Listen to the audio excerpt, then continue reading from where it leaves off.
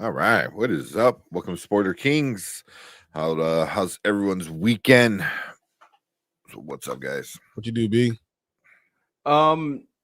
Just hung out. Didn't do a whole lot. Finally put up my Christmas decorations, which I was You too? having a tough time. It's tough to say goodbye to those. I was proud of my Christmas decorations this year. That's exactly what I did. I was like, man, there's so much crap up here, and I knew it was gonna take forever. We always get we chop down a live tree every year, and I was like, man. So taking it out to the garbage pickup was today.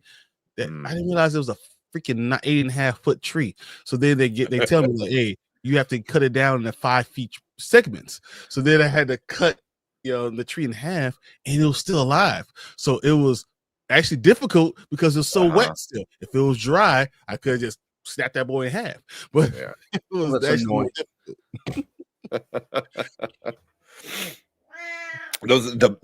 I usually, my neighbor gets a live one every year, and the first year when we moved in together, when he threw it out, like rolled over into my yard, right? So it didn't get picked up for trash that day. So he's like, "Oh, I'm sorry." I'm like, "Oh, that's all good." I'm like, "I'll just cut it up and throw it in the fire." And then that's what I did. I just grabbed my saw and just and I just threw it in there and it dried up, all winter. So by the time spring came, bro, that was like the best bonfire. The smell that it burned, I was like, "Oh, it's so good." So that's what I wound up doing. So every year, and then this year he didn't get a tree though. So I was like, "Damn it." I do it all the time though. I mean, like we always go, we pick out a live tree. This year, dude, so I don't know what happened with trees. The premium trees were like so expensive. I spent like $185 on a freaking tree. I was like, dude, $185 for what? At this point, start a tree farm in your backyard. I was like, man, I need to be plotting my own. This is ridiculous. $185. I was like, that's highway robbery. Yeah, that's crazy. It's not even a fully grown tree. It's a baby tree still. Oh my good Lord. But you know what I said, that tree lit last 8-9 weeks. Like that it was a long time, It was fresh, it smelled great. Yeah, it smells. It didn't drop too many needles or anything. I was like, man, okay. That makes it worth $180. No, I was trying to make myself feel better. If I spent $185, and then one of my daughters, like, they had like a little deer made out of wood, and she's like, "Oh, I want this too." I was like, "Ain't no way in hell, baby. Ain't no way in hell. Daddy's spending all this money on this tree. Nah, bro." Yeah. Was it just like a flat one? No, so it was like they made this little wood like antlers and everything, so it was on like logs and stuff. Like it was real cute. And don't get me wrong, but I wasn't paying another $50 for it. I just wasn't. It was not the day. Like, here's some popsicle sticks. You can make some at home. Make your own at home. Yes. Who we got in chat?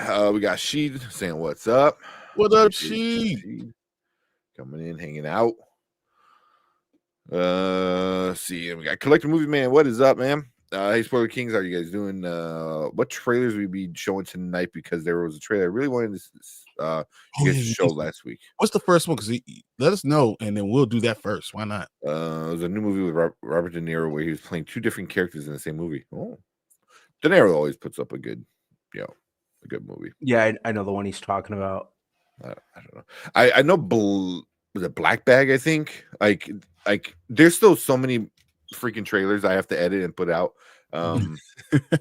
Man, but yeah, Black Bag is one that we reacted to it, but I have to cut it up. So I've been I don't know. I have a business reviews this week. That's why I've been like super like crazy.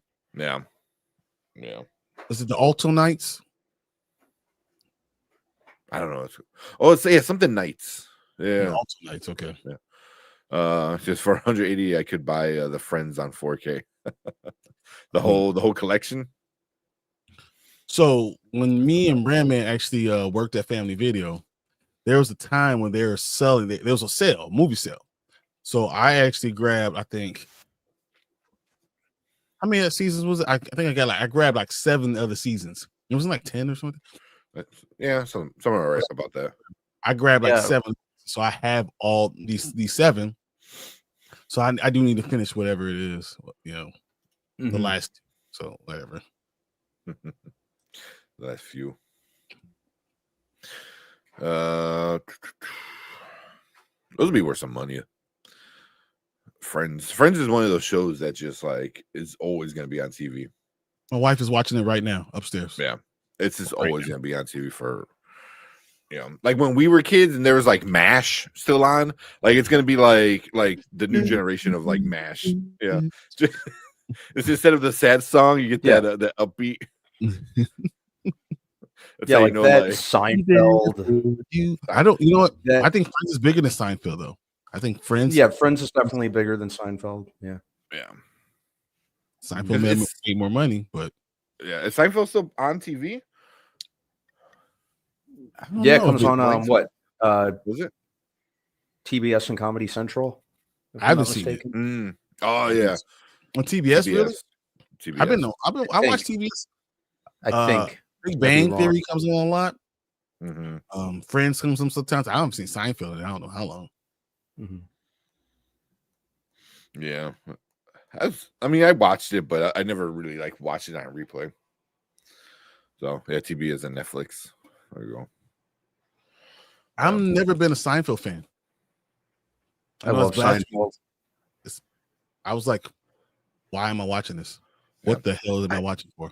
I wouldn't say I'm a fan, but I'm not a hater either. Like I watch it. I'm like, okay, it's funny for what it's worth, but I don't like. It's not a comfort show for me. You know what I mean? It's not something where I'm like, oh, let me put something on the TV. I don't go to Seinfeld. So I usually don't go to Friends either. I go to How I Met Your Mother. I put that on. There's parts of How I Met Your Mother that I don't really care. I feel like Friends, I can put on the TV and I have to watch it at all. Like I can put it on and nothing about it's going to make me. I have to draw my attention away. How I Met Your Mother is going to make me all of a sudden watch it. So I usually put on Big Bang Theory. I go to sleep. I usually put on Big Bang Theory on like Nick at Night. Nick at Night. What are you gonna say, right, man? About Big Bang Theory, I think is okay, but Seinfeld. I've always liked. Friends. Friends is kind of hit or miss for me. I think I just need to sit down and watch Friends from the very beginning. Big Bang Theory, I'm just kind of. I think it's okay, but I do like How I Met Your Mother. Yeah, Big Bang Theory, I'm kind of the same way. I was like, I watch it because it's always on TBS, but I don't go out of my way. I know, Brian, you I've watched every episode of Big Bang Theory. Every single episode of Big Bang Theory. Yeah, and it's funny because I hate Sheldon. As much as I watch it, I hate him. Like literally, I can't stand. I can't stand Sheldon. I think he's so punchable. I would have knocked him out the first time. Yeah, I'd rock Sheldon in the face hard. Like throw my entire body into that. Yeah. Oh, that's your spot. Your face is in the spot for my fist. Exactly. I'd be like, who are you talking about? Your spot. Well, you better move the hell out my way. It would have been that kind of conversation. Here, let me see. Got a bunch more people coming in. Drew, what's up, Drew? Hey, Drew did this one this last Lego thing with the Hulk and the Red Hulk. I loved it. I loved it. Yeah, hey, go check out View with Drew. There's a lot of fun videos with the Lego minifigs. So you gotta check that one out. And he said next week, January 31st, will be my birthday. All right. What day does that fall on? Happy birthday next Thursday. Friday. No, next Friday. It's Friday. Yeah. Okay. Nice. Well, yeah, happy early birthday, and then we'll for sure we'll remember because technically we'll probably be live because we always go over into midnight. So the 31st is it's Friday. Yep. Okay. Yeah. It's 30th. It's Thursday. Okay. Gotcha. That is awesome, man. Then we got Dark Room Reviews. What's up? Said Kings. Appreciate being here, man. We got Barogu in the house. What's up, Barogu? What's going on? Ace Cole said, "Yeah, I see it occasionally late nights." I'm like, "Yeah, all those late night shows." They just released Seinfeld on 4K, the complete series for $215. Damn, for on 4K, is it worth it though? Because even with the uprate, it's like it was made before high def was even a thing. You know what I mean? So I feel like Blu-ray should be enough. I don't know too much about upscaling. Would you buy that Seinfeld? You like it that much that you'll buy it? I wouldn't. I might. I would get it on DVD because I'm sure now it'll be a lot cheaper on DVD. Still probably like $80, $100. I will say this though, for Seinfeld, I didn't hate Seinfeld. There's nothing about it that I hated. Just nothing that I found entertaining about it. Because it wasn't even my idea of New York. Like everything that I saw there, I was like, that's not the New York I saw. So like, there's nothing about it that kind of drew me in. Except for the soup guy, the soup Nazi. The soup guy. It had its moments, man. It had its moments. I like George Steinbrenner on it. I just thought the way that they always only show the back of his head and just Larry David just rabbit mouthing was just always hilarious to me. I always found that irrationally hilarious. Yeah, but just with Larry David, because like knowing how much he was involved later on, finding out how much he was involved in it behind the scenes. I like Curb Your Enthusiasm more than I like Seinfeld. I like Curb more. I don't find it engaging, but Curb, I thought it was hilarious and so geniusly like all the jokes hit. Everything about it was just so good. So because Larry's just such an asshole. He does it so well. He's so good at it. Dark Room said Big Bang Theory had my attention, then it got canceled. So that was 10 years. And it was only because Sheldon won the walk. I was like, man, F you, Sheldon. I don't even care about you. He was getting paid the most. And then when it got Young Sheldon is like the #1 show on Syndicate right now. I hate it because I hate Sheldon. Yeah. Have you seen Young Sheldon? I've seen a lot of clips. I've been seeing a lot of clips of Young Sheldon, and then there's the spin-off with his brother, George and Mindy, or whatever. First marriage, George and Mindy's first marriage, because I think they get married, they marry someone else, and they get married again. Yeah, I just love Will Sasso, so seeing him like be on another like TV show that people are enjoying is always fun. But one of my favorite things from Will Sasso was his impersonation of Steven Seagal and Tony Soprano on Mad TV. Yeah. Oh, if you've never seen him doing Randy Newman, like the guy who sings "You Have a Friend in Me," yeah, like, I've never seen that. You never seen it? I've seen the Kenny Rogers one, of course. I've never seen him do Randy Newman. Now I'm gonna have to look that up. He's like he's like in the studio with a cigarette. He's like, I just sing whatever, and he just starts singing around like, man, there has been me. Like, it's so funny, man. Real Sasso is so underrated. I thought he's him hilarious. Being Stone Cold in front of Stone Cold was one of my favorite things I've ever seen as a kid. I forgot about that one. Yeah. Stone Cold was like this exercise guy that sold stuff like the tele commercial, whatever thing. I can't think of it. So we can't show this because there would be copyrighted. Immediately. Yeah, I don't know. It's Fox now, right? Because that all got bought out by Fox, or Disney bought it out. Disney bought it.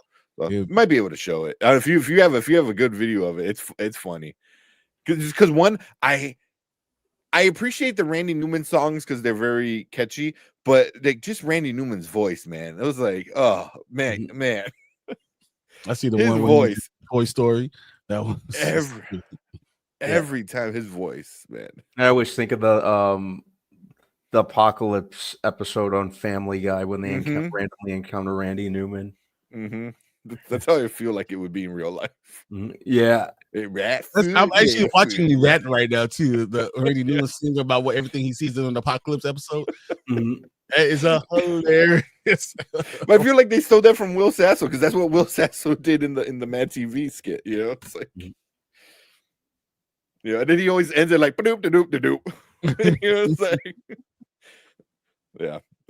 Oh man, that was back in the day. So much good stuff. Oh, this actually is funny. I know you got it here. We can play him. I think we'd be all right. I think it's the Toy Story though. This is the Toy Story Will Sasso. You got it. Here, play it.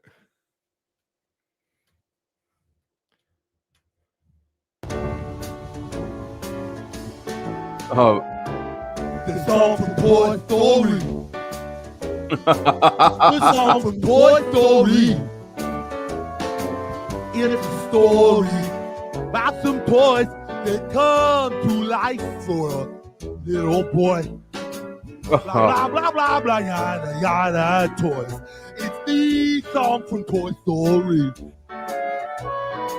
You're watching Toy Story. And that's a wrap. Man, this job is easy. Hey, everybody. Who wants to melt down some gold records and Grammys and go for tacos? My treat. I still love LA. What's next, Greg? A movie about bugs? Okay, here we go. It's a bug. Tiny bug. I like bugs. Oh, I think this could use a tuning. Oh, my goodness. There's a bunch Spoiler of King's channel. Copyright claim. Copyrighting myself right now. Yeah. Well, Will Sasso, I think, is very underrated, man. He's he's hilarious. So funny. Well, him and Steven Seagal was great because now Steven Seagal looks like Will Sasso. Yeah. Did when he was pretending to be Steven Seagal. That's the wild part. Oh man. Let's see. Ace said comfort show is Bob's Burgers. That's you. That's 100% you. I put it on too. Their holiday specials are the best. Their Thanksgivings are good. Their Halloweens are good. Their Christmases are good. Like this last Christmas, Bob's Burger might be one of the better ones because it was a really good one. It was a really where they're all sad because they didn't get them like the Switch, like the new Nintendo for the year. So they go for a walk in a rich neighborhood to see the lights. And then they find a dog. And then Gene gives him dark chocolate, not knowing what happens. So the whole episode is them trying to hunt down this puppy to make it puke. Yeah. It's funny. That's a good episode.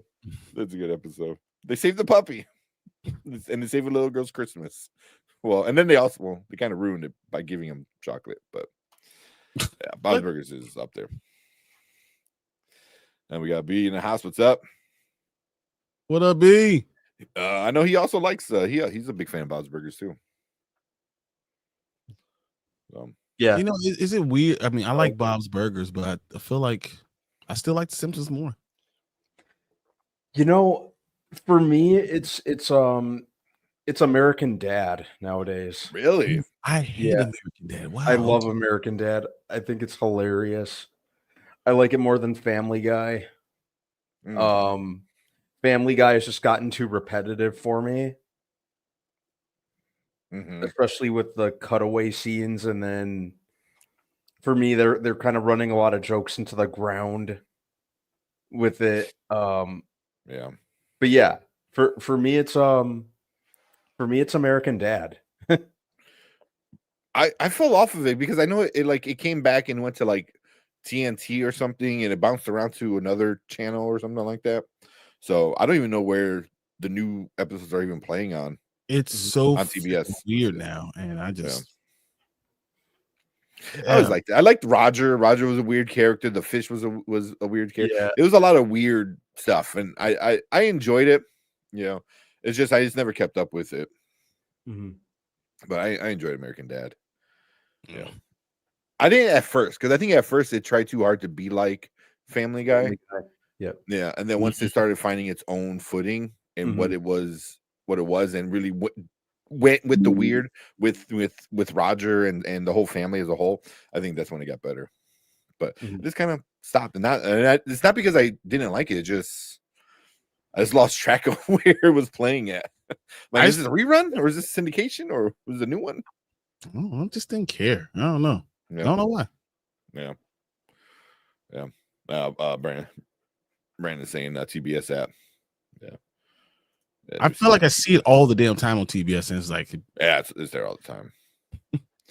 Then Nikisha's in the house. What's up, Nikisha? I'm glad you're here, because we're going to be doing this Severance, and I'm gonna. Yeah, we do that in a little bit. It's going to happen. Yeah. We'll do this, and then we'll catch up on Saturday. We'll get back on that on episode 2 on Saturday. Yeah, that's the only thing that kind of sucked. It was like the same week, you had Silo and Severance. Hey, it was great.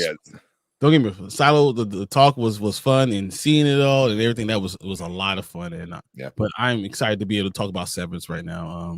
There's a lot of stuff I want to talk about, because the end of the episode opened a lot more things, going forward of what's going to happen, and I want to just talk about it, So yeah. Also, I thought, I'm like, oh, what would be cool? I kind of want that Pez dispenser, so it's old, so it's out of circulation. They don't make new versions of it. So I'm like, I went on eBay, and I don't know if it's because of the show or because of there are Pez dispenser like collectors. They wanted like $75 for it. What? For a duck I seen some of the other ones, like sold. One sold for like 45, but like the further back I went with sold, like in like 2019, one sold for like $5. So I'm like, is it the show like that is making this specific duck Pez dispenser worth more? So I'm seeing one for $5.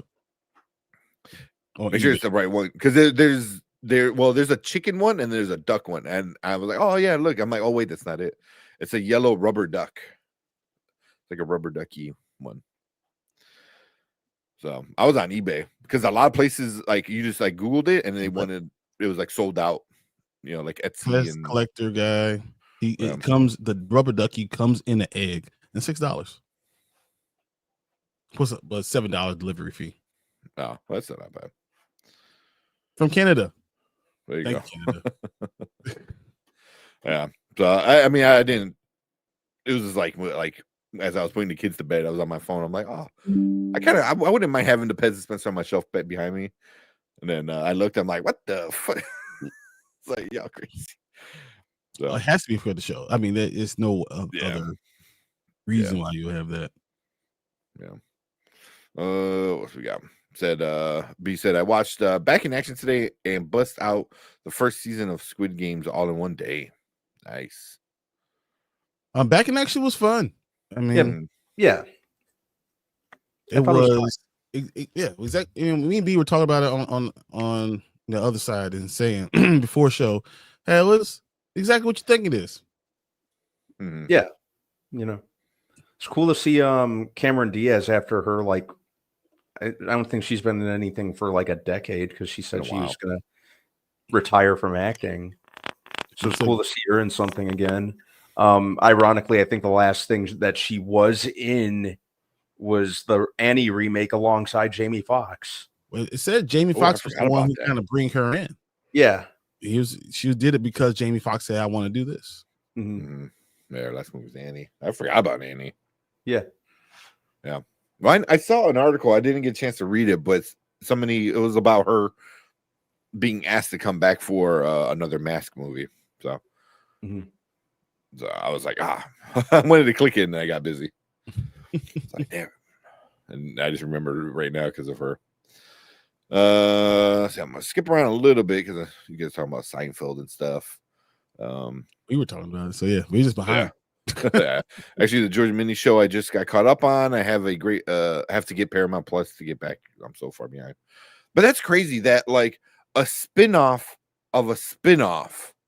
Like that's how popular the Big Bang Theory is. Yeah, Georgie and Mandy are probably the best parts of that thing, because sometimes it was really hard for me to watch because it's just so tired. Sheldon. Also, I like I said, I've been seeing a lot of clips, I didn't know she was like 27 and he's like 17 or 20. She's 29. She's 29 and he's 17. No, Georgie and Mandy, no, she's not 29. She's not that much older. She's like 5 years older than him. I thought that was like 5 years. I didn't think it was that much older. Because her parents were still around. Yeah. Well, the clips I've seen is like they're living with her parents. Her parents. But like her parents were still around even then. So it says it's a 12-year age gap. You're right. Yeah. Yep. When he was 18, she was 30. You're right. 17 and 19.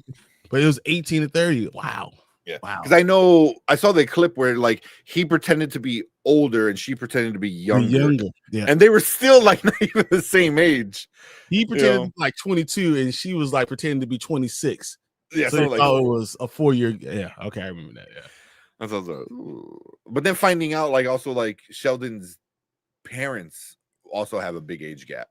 Mm-hmm. You know, I was like, really? I think that was like a 9 or 10 year age gap, I think. But yeah, because I thought they went to high school. Yeah. That's what I thought too. I thought they were like high school sweethearts. I could be wrong, but I thought I saw a clip where they were a big age gap. Because I've seen all those episodes, even though I don't like the show. Everything I've seen is from through clips. So yes, I don't think that's. I don't know. Is it? Yeah.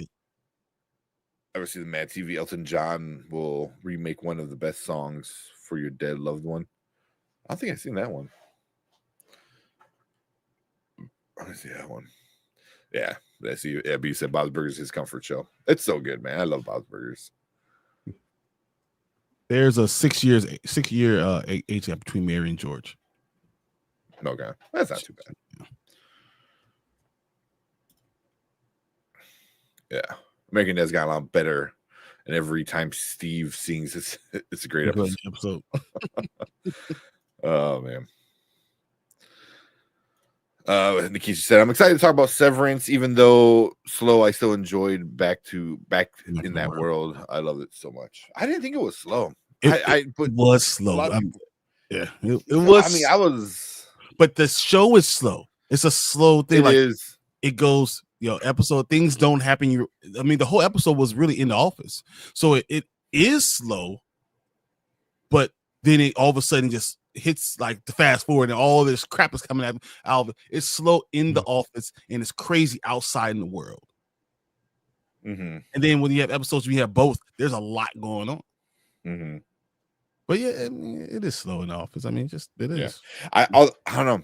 I got some theories because you're talking about like outside the office. I don't think they're being told the truth. Oh no, absolutely not. Yeah. Oh, you mean about their all Audis? Yeah, yeah. I wouldn't be surprised. What? How much? Let's just get into talk because I want to ask you some questions, but then we're going to turn it into just all Severance. So we might as well just start that. Yeah. Real quick, shout out to Tony in the house. What's up, Tony? What's up, man? Yeah. It's funny because I see Tony and I see his dreads. It reminds me. My wife told me today. She stopped me and she yanked my hair and she said, "Your hair is longer than mine." What the hell? And it makes her so mad because I've only been growing my hair for 4 years, and she's like, "What the hell's wrong with you?" Like, I don't know. I don't know what happened. Yeah. Let go. Yeah. One day I will cut it off. I'm gonna cut it off and just give it to her. Told her. Here you go. Oh man, you don't know how to piss off like your wife. So I'll start all over. Don't worry about it. Yeah, right. Yeah. Oh, man, I forgot to make a background for Severance. Oh, that's cool though. Yeah, let's jump right into Severance. About 30 minutes. feel like this one might take a while. It has to. But we're gonna get into Severance. So if you watch that, we're gonna talk about that. These two guys are gonna get into the Wolfman movie that just came out this past weekend.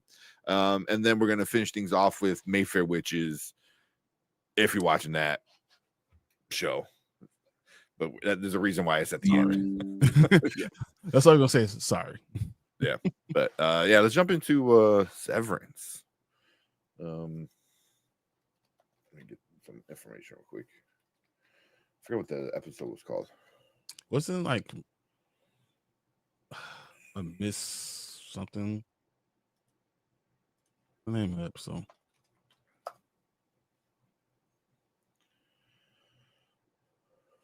This is what supposed to be you, B. You come in and say, I know exactly what it was. Like, hello, Miss Coble or something. It is, yep. Hello, Miss Coble. Mm-hmm. Yeah. Which is a great title after you watch the episode and you're like, oh yeah, okay, it's good. All right, let's talk about Severance. All right, welcome to the Spoiler Kings. My name is Tank Kramer with Brandman Brandon, Brian DeGrizzly, and we're here to talk about Severance Season 2, Episode 1, 3 years later. Dude, 3 years later. April of 2022 to now? What the F? Yeah. So, holy crap. So, one, we'll for sure talk about, like, does it hold up? Is it continuing it all these years later? But yeah, we're just gonna talk about the episode titled "Hello, Miss Coble." Brandman, what you think about the return of Severance? I think we're in for a really crazy season. A lot to unpack on this one. First and foremost, that is not Helly.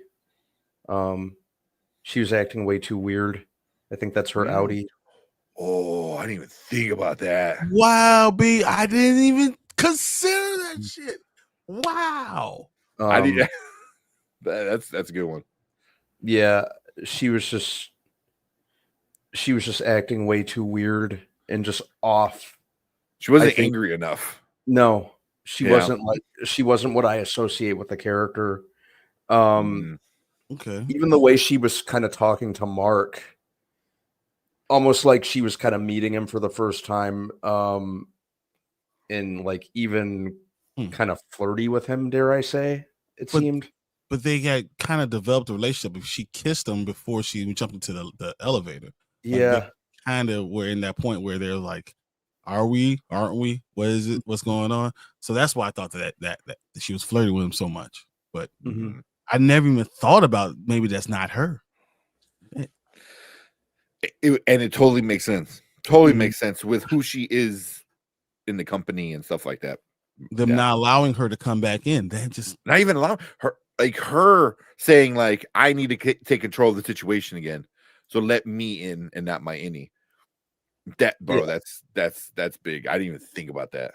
Even then, it makes sense because she'll help Mark find his wife, right? And then even if she switched back in with her innie, it doesn't matter because he'll be back with her. So she takes her motivation away. Yeah, dude. Look at the big brand on brand, man. I'm trying to kind of unpack about Wang. Even Miss Wang is there some kind of connection between Miss Wang and Casey? Like, are they one in this? Could they be like cloned? Could they be sharing a consciousness or something like that? Am I overthinking that? And Casey? Like, I don't think we had enough information on that to even. Yeah. That's me just kind of speculating and just kind of I'm not sure what to think. There was at one point I even thought Wang was the child could be like Mark's kid. But I thought that too. That's what I thought. That's what okay. But that's too much because she's what, like 4? Yeah, like kind of potentially a little too old. Yeah, she'll be almost 14 or 15 years old, and Mark will remember something to do with that, and or his sister would have said, "Hey, this has only been 3 years, or 2 years since this has happened." So yeah, probably not. Yeah, but aesthetically, this show is what really. I love the look of this show. Like it just suits the whole plot. And just the entire vibe. It's such a stereotypical kind of idea of what you'd associate with like mundane office life, which I think really, really complements the show. Like the themes that they go for. But yeah, a lot to unpack. And I kind of speed ran the first season just to prep for this one. And yeah, if a show keeps you speculating like that, and it's just like it's a total mind trip in that regard. That's what really has me wanting more. For the season, I had so many questions, and it keeps you speculating. But yeah, my very first like set in stone, solidified, no doubt in my mind thought is that that's not Helly, that's her outie. Man, I didn't even think about that. I didn't even think about that. Yeah, I like that a lot. I like that one. Yeah, I'm kind of steadfast on that. I have no doubt on in my mind. Okay. Bring him to Keisha's comment because I think that goes right with him. Yeah. Let me see. Like you said, I agree. She also didn't seem to know how to use the computer at the end. Helly would know. Helen wouldn't recognize the trackball. Yeah, exactly. Once again, she'll be back at that point where she doesn't know how to use any of this stuff, and that puts a mold in there. Yeah. So that's just really smart. I like it. I like that a lot. But how do they control it? What do you mean? Because to switch on, to switch off, it's automatically what's happening once you get into the office. So how are they controlling? Are they turning off the switch somehow? Is there a way? Because you can't reverse Severance is what they're saying. So we've seen people try to, and they die. So what are they doing to make that happen? But even though I agree 100% with Brandman, that makes sense that's not Helly. Yeah. Well, because like the end of season 1, we found out like you can kind of turn it off and on whenever. But you have to be able to control it, right? Yeah, like Dylan was turned on at home, in a closet, which was wild. You still need to be able to. Yeah, so like that's an override, and you have to hold it the entire time. So can they just do that? I don't know. Yeah. Well, yeah, and then also, but that's why it makes sense too. It's like, spoiler if you haven't seen season 1, like she's like the boss basically at this point, right? Or she's like the boss's daughter. The boss's daughter. Yeah. But she's pretty much like the family is the one that started Lumen. Yeah. So it would make sense. Like it means a lot to her. That's why she did it in the first place. The way she would come in and be a mole and be like, all right, we need to get this situation. But it's so much sense. Yeah. I didn't even think about it. And it's like, as soon as you said it, everything just like triggered. I was like, oh yes. Like, I didn't even think about that, but yeah. I'm with Brandman with that one. It's not Helly. That's the outie. He said she also pointed out that there was no cameras in the room. It was a weird thing to say, and her delivery was off. Yeah. And the fact that she noticed, like everyone else is trying to realize, like, hey, I'm Marcus here, or Dylan's here, or Irving is here, and she was like, hey, look, pointing out we can talk and do whatever we want to kind of open to lower their inhibitions and get all the information from them. Yeah, because even in that room after watching that video, she's like, oh, he said we're not being recorded, but like Helly would have been like, no, keep the shit secret, like Helly is different. She don't trust nothing, especially after going through what she went through. Yeah, man, Brandman, like I don't know. I'm disappointed in myself for not even thinking that, because I'm the wild theories guy. Like, and this goes to this and this, but that is right on. Maybe it's not a wild theory. Maybe that's perfect. That's a good one. I really like it. Yeah, I like it.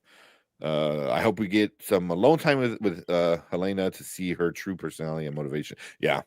Oh, definitely. Yeah. I think we are, because we're only in the office, in well, now we know it's a basement. I mean, we knew it was some level, but now we know it's the basement of the house, or the house of the building. We saw that because when you walk out the door, you can see the stairs up to go. Yeah. So, what about you, Brian? What you think about this episode? I enjoyed it. Now I enjoyed it even more at the Brand Man right now, but you opened up our eyes, man.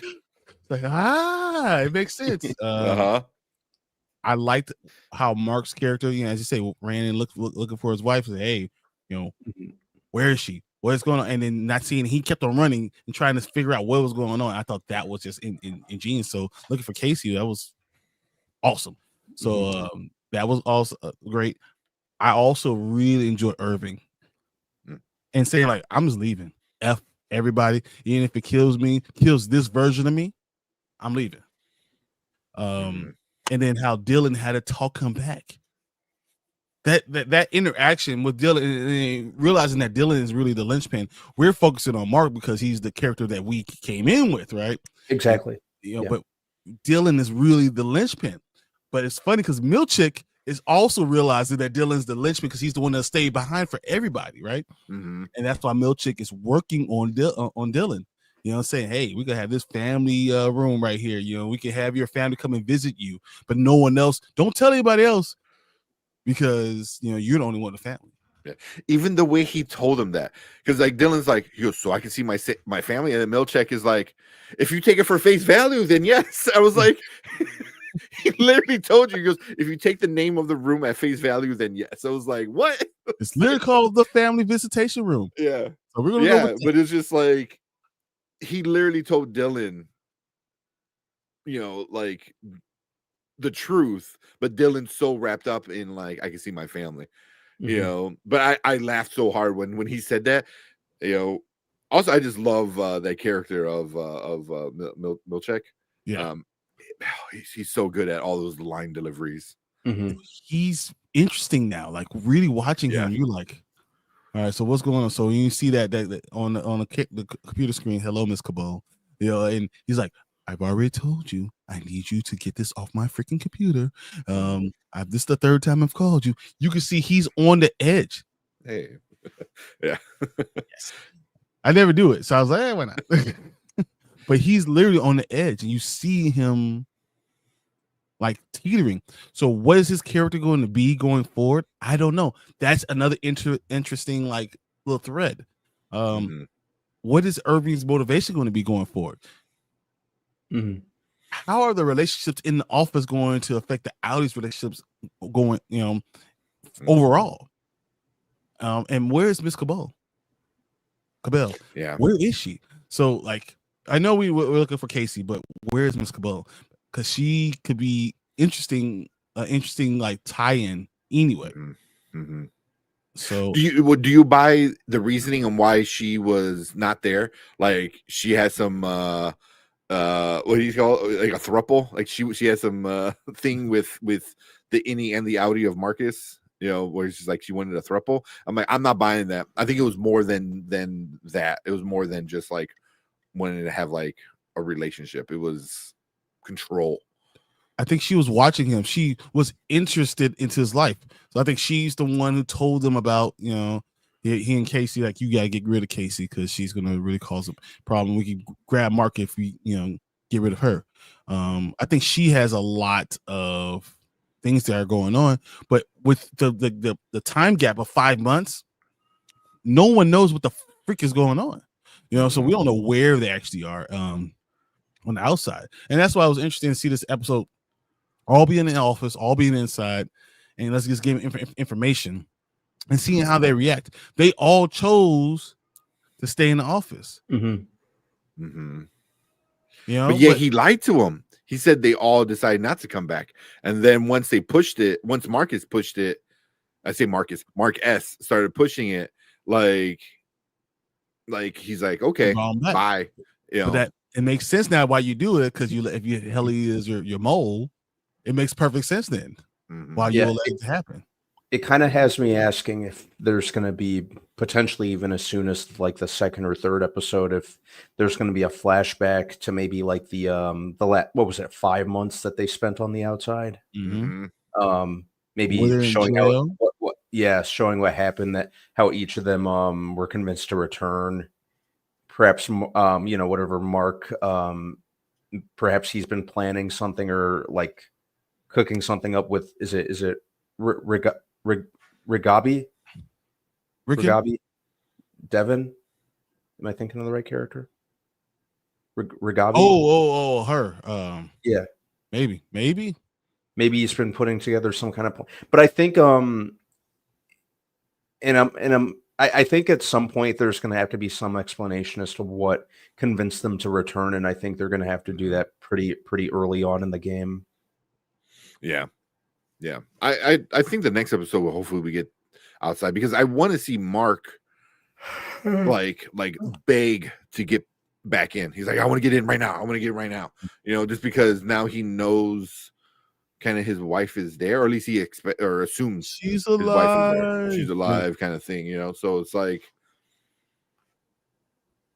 so I want to see him, because Mark's Audi is so like broken. Happy. He's just such a broken man with the loss of his wife, where the mere mention of like, hey, she's inside, where even if he himself, like as the Audi, can't be with her, but it's just him as his body can still kind of, I don't know. I just feel like we're gonna cut to him outside, and he's just gonna be a madman. Like, I can see him like living out of his car right outside the office, because he just wants to go back in so much to possibly be with her. Like, he's so crazy, but I do want to see that 5 months kind of episode. Keisha, I think it's been 5 months. Yeah. Let's see. We'll start with Nikita said Dylan's my favorite, but he's also the reason I can't eat waffles with my kids anymore. No more breakfast for dinner. Do y'all think it's really been 5 months? I think no, but I don't know how long it's really been. Maybe a week or a few days. That'll be interesting for them to find replacements, for them to redo the office, for to get rid of that entire floor or her office. I feel like it's probably been a little bit of time. Yeah, because they redid the whole floor. Mm-hmm. Yeah. Also, when they all kind of meet up together for like after being gone or being separated, the only one to ask how long has it been, I believe, is Helly. Mm-hmm. Because I think she she's like prying information, like, oh, how long has it been? Like what do you know? See what you guys know, yeah. Exactly. Like I'm gonna rewatch this episode and see her as not Helly, but as her Audi, and then see her like kind of dig for information. Because now that you guys said that, I'm like, oh shit, she did. Now I had to rewatch it, the whole thing. I had to pull the whole thing. You've changed my entire outlook on everything. Like literally, I don't know what else to do. I want to stop doing this right now and watch it again immediately. Yeah. Like you like, man. Well, like you said, I think if it have been 5 months, Milchek wouldn't have just been moving into the office. They had his stuff in boxes as a clue for us, and the computer still says Miss Coble. That's true. But that also could be something for him to try to get him. Yeah. Also, I don't think they fired her. I mean, she's the one that ultimately saved it. Yeah. She saved from it being a big thing. So I think she's on the part of the board. I think she is part of the board. She got promoted, and she knows Marco in multiple ways, right? In the office and out of the office. I think that she is the one pulling all the strings and working with the fake Helly or Helena, whatever you want to call her. She's working with her, trying to pry out all the information. And I don't even think Milchek knows this. He's been told a lie too. And at the end of the day, I still believe Milchek is going to be on their side somehow. Okay. I like that. It could be the next day for real. It could. I mean, the office is built with just, like changeable walls. There's just those dividers. It's not even a wall. It's just like a dividing wall kind of thing. So, yeah. You saw them working on the office before, and it took like a day. They came back and it was locked in, gone, fixed. Yeah. Like you said, I think the situation is more contained, and they are than they are saying. Yep. Mark only said she's alive. Helly spoke at a private event. The public might not know anything. Yeah, and she said that newspaper. They said all three of you guys did something, and Irving didn't do nothing. So I don't know. Yeah. So you might be right with that. They're overblowing what they actually did. Yeah, because remember, these guys don't know anything. So when he showed him a newspaper, he doesn't know what he's looking at. Like he doesn't know what a newspaper is. It's like that's the cool thing, because like these guys are all they know is what's in the office. No, but don't they have prior knowledge still? To some things, yeah, true, they do. It's kind of selective. Yeah, certain things. Yeah, definitely. Yeah, because they know like about like they don't have to like re-taught how to walk or anything like that. They have prior knowledge of some things. So if they know what a newspaper is and you make a fake one, but Mama Bear's in the house. What's up, Mama Bear? I know she was all right, guys. We can start. I've been waiting. I don't say nerds. Yeah, she was over on the Kingdom of Nerds show. I was watching for a little bit, but appreciate you, Mama Bear. We're talking Severance. Irving's innie knew how to drive and read a map. Yeah. So they do remember some things. What about the numbers that they're? It's very fitting for today's conversation of Severance. Right. Yeah. What about the numbers that they're always processing? What does that mean? What is it doing? Yeah, I wonder, because they emphasized it at the end of the episode. So I'm like, is it something else? Is it like a subliminal kind of message thing? Memories from their outies, perhaps. I don't know. Yeah, because the way it ended with the flat, he was staring at the screen and flashes, and you see Casey, and then turns off. But yeah, that is interesting. We got Ty in the house. What's up, Ty? Hey, Ty. What's up, Ty? The one thing, so I absolutely love this episode, and hearing other people saying it was very recappy. The beginning was, and it needed to be. I mean, all of it was recap. Yeah, I don't think the entire thing was recapping, but you do have to take into account that it's it's the reality of it. It's been a 3-year wait. You have to recap this stuff. You have to kind of bring everyone kind of back up to speed. I think it was for the sake of the big gap. Yeah. But even though I thought the way they did it was I was still good. Engaged. Yeah. Because they told each other what it's kind of what happened on the outside, and certain things where like it was a recap, but also things were new. I don't know. I enjoyed this episode a lot. Also, I enjoy the show, so I might give it a little more leeway. But like, am I doing this because I love the show, or am I doing this because it was good? Yeah. Yes. Yeah. Exactly. But I was like, I did not expect Keanu Reeves in this freaking episode. Like, what? Like that was being the little paperclip thing from Word, but he's the building. That was awesome. That was so good. That man is just selecting the projects that he wants to select, and I'm here for it. Yeah. How did he even get that? Like, I mean, did Ben Stiller just go up to him like, "Hey, I want you to do a voice"? Knows everybody. He just calls. He's like, "Hey guys, can I do a voiceover for you?" And like, we'll make it happen. We're just going to type this into whatever we're doing. We're going to make it work. No, but I think his voice was perfect for it, because, especially with him being Shadow in the newer movie. So he's like this darker, kind of angry character of Shadow. So he comes in here and he's this building, and it's kind of goofy. And then he's like, "No running in the halls," and you're just like, "Oh, He goes, because it tickles. So I was like, that's funny, but also scary. Like, because it's like they're always watching, you know? Yeah. It's always like, you know, especially with how this episode started with Mark like running through the halls, and that shot was amazing. Like, I want to see the behind the scenes of them filming that, of them, because like he comes out and it swings under him, swings over him, over his shoulder. It runs like with him in front, and then it flips to him in, you know, where it's like following him, and then it becomes his point of view. That was so good. That was so good. I love that, the opening of it, because like I feel like it's been 3 years, so you need to like bring that intensity like real quick, you know, because the first season you can kind of take it slow. This one's like he gets there and he just starts running, you know, like and it's different. I didn't feel it as intense.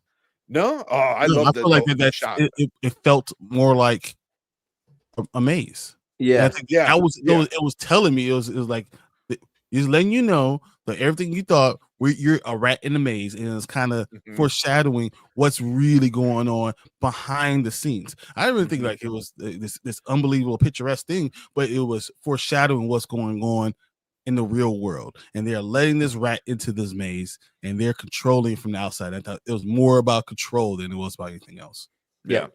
Oh yeah, because even he turned a few corners and he's like, wait a minute, and he had to backtrack, you know. So it was like did they change things, or is he just in a rush, you know?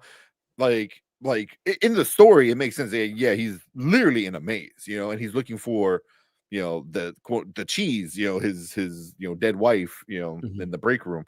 But the way it was shot was gorgeous. I got you props to Ben Stiller, because he directed this episode. I thought that was a great freaking like sequence. Like it looked really cool. It looked really cool. You know, and I'm kind of curious to see how it was shot, you know, because it was just a lot of swinging of the camera, you know, and it was just like because it took a second to realize, oh, he's running to find his wife, you know, but then it's just like he passes by a room, you know, with the wall or with the windows, you know, didn't really see what it was. There's green stuff in there, and you know, so yeah. I immediately thought about so when you dealing with rats, the white mice, whatever, and you put them in the maze and you change the maze up and you re-release them and they run like that. That's all I didn't even picture it as like this is a picture good way of filming it. I was just thinking like it gives you the idea that he is lost because they changed the maze. That's just you know, I was like, oh, got it. You know, they changed the maze and now there's control from the outside. And then my whole question is, why did he come back? Or why did he let himself come in? So, and we never got the answer, really, because he doesn't know, because we are all in the entire episode, which is probably the smartest way to do it. Don't give us all the answers the first episode. Yeah, no. You know, I think for the first episode, it was really well done. I enjoyed it a lot. Like, I'm really curious the way the characters have kind of changed. You know, the Dylan and Irving scene was great. It was so great, you know, because like Irving was just like ready to kill himself. Because even like what happened with Bert, you know, because like once you leave and you retire, like your innie's dead. He's dead. You know what I mean? So it's kind of like if you don't come back, you're dead. So he was kind of like killing himself in a sense, you know, like. And then Dylan's like, I need you, you know, like the Audi was killing your innie. The Audi, pretty much, you know. But this case, he was choosing it, killing himself. He will literally, you know, because Milchek said like, if you leave, then you're done. Like you know, it's up to you. It's not your Audi. It's up to you. You know, and that was an interesting choice. You know, he took it. He's like, I'm done. You know, and Dylan, you know, like you said, being the linchpin of the group. You know, being, you know, I just love his character. Like, you know, like Nick Nikisha. He's just such a nihilist, like dark person, like just like oh, everything sucks, you know, and everything, and he's so funny with his views of things, and then but he likes all the perks, and then it's funny because Milchik is trying to get him on the perks. Yeah, he knows them. You know, he liked all in the first season. He liked all his little toys, his finger traps and stuff like that. All these vending machines we got. Come on back. Yeah. And like everyone gets this cool sequence in the trailer of where they all sat down and watched the trailer of being an innie. Was great. I love that because you had like the heat miser with Irving, like when they used audio from. Oh, that was so great. He even does the little twirly dance with little mini versions of himself. But he looked at it and he was just like, oh, like how angry he was because he was in love, and then how betrayed he became once he found out the truth. But then like it cut to, and then Dylan's character is just like, he's the dude that eats at the vending machine. So he even looks around. He's like, "What? Really? That's all I get? Everyone gets a cool thing, and I just get like, hungry guy at vending machine." Not the mastermind that saved everybody and that caused everyone to be able to do this. He's the one that sacrificed himself. That's not what you're gonna give me. Yeah. So that's why I really enjoyed this episode. I thought it was well done. A good first episode of a season that I'm like super excited for. So how did you feel? Like, so if you really enjoy this, did you kind of enjoy it, B, or is it like something that could have been better? How do you feel about it? I really enjoyed it. It was worth the wait. It set the tone for this season. I think this is going to be just even more mind-bending than the first season, which is what I was hoping for. It had me speculating and asking questions. The whole Helena thing, I have absolutely no doubt in my mind about. I have to stick to my theory on that. I think we're both there with you, man. Like, it needs to be true. No, literally, you changed my view on this entire episode. Like, I was like, this is a B episode. It's pretty good. There's some things that are good. There's some things that are bad. It was a little recappy, whatever. But then just Helly's not the real Helly. I was like mind blown. I was like, what? And then I'm like putting it all together, like 7, 5, 4, 3, 2. Does that really still equal 1? I don't know what's going on. Like, literally, you blew my mind. I'm literally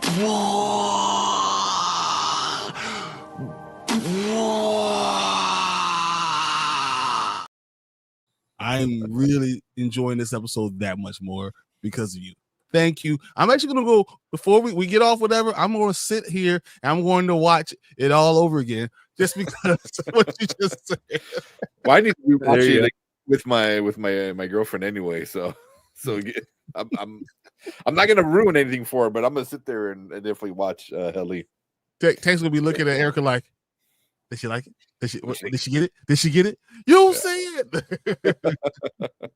Yeah, that is a good. I like that theory, man. I like that theory. What about you, Brian?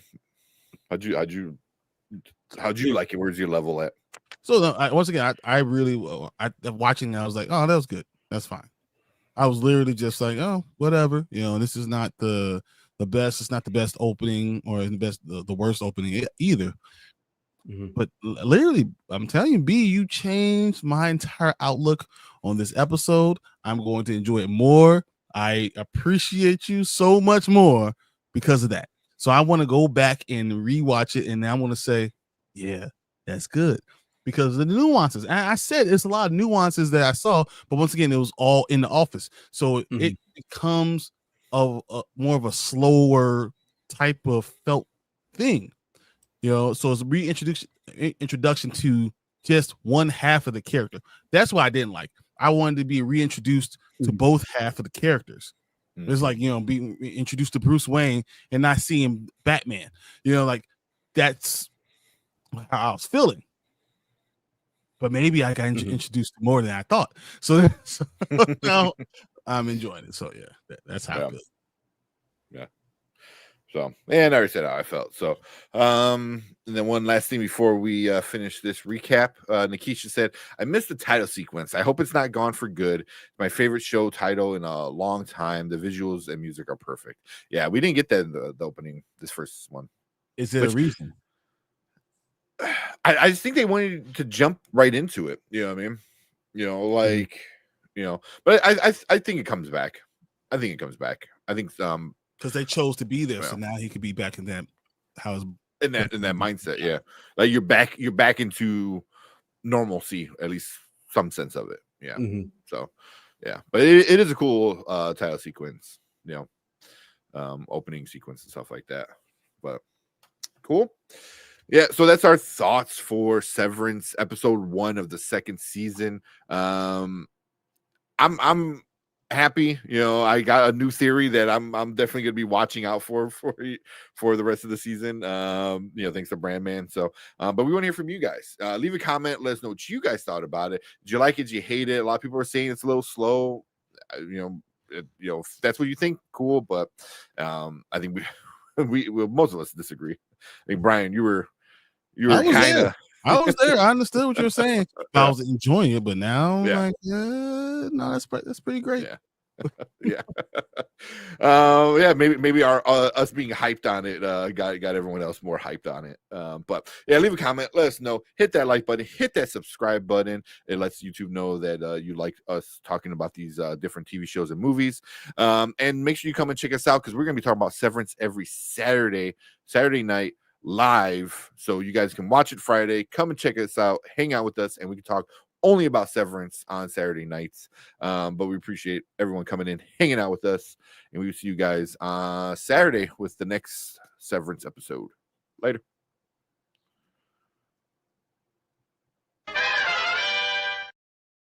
Cool. We didn't even talk about Irving, because I wanted to talk about Irving and painting the hallway and what did that mean? Oh fuck, I forgot about that. I forgot too. Yeah, like him painting over and over again, his Audi feeling that way, and then him seeing the Audi, realizing he had no freaking life. Yeah, but painting over and over again. So it's like subconsciously something's there. Something is there. So he's not really severed as he thought he was. So I thought that was just because he was there longer than everyone else. I think. So I wonder, the longer you're severed, the more it mess with your head or something like that. Although, like, so go real quick, going back to what you said about the not getting enough of the Audis, I wonder if we get more of the other guys' Audis. I wonder if we get Irving his Audi. Because because what happened at the end of season 1 not only changes with what the innies are, it also changes with the Audis. You know what I mean? Like, look at what happened with Mark. Mark is Mark now knows information. You know what I mean? That's a game changer. But I wonder if like somebody like Irving, who's so secluded and depressed in his real life, in his Audi life, that once he finds out his innie is doing this crazy shit, is that going to change for like Irving? Same thing with Dylan. Like, what's Dylan's family going to think about this? Whoa.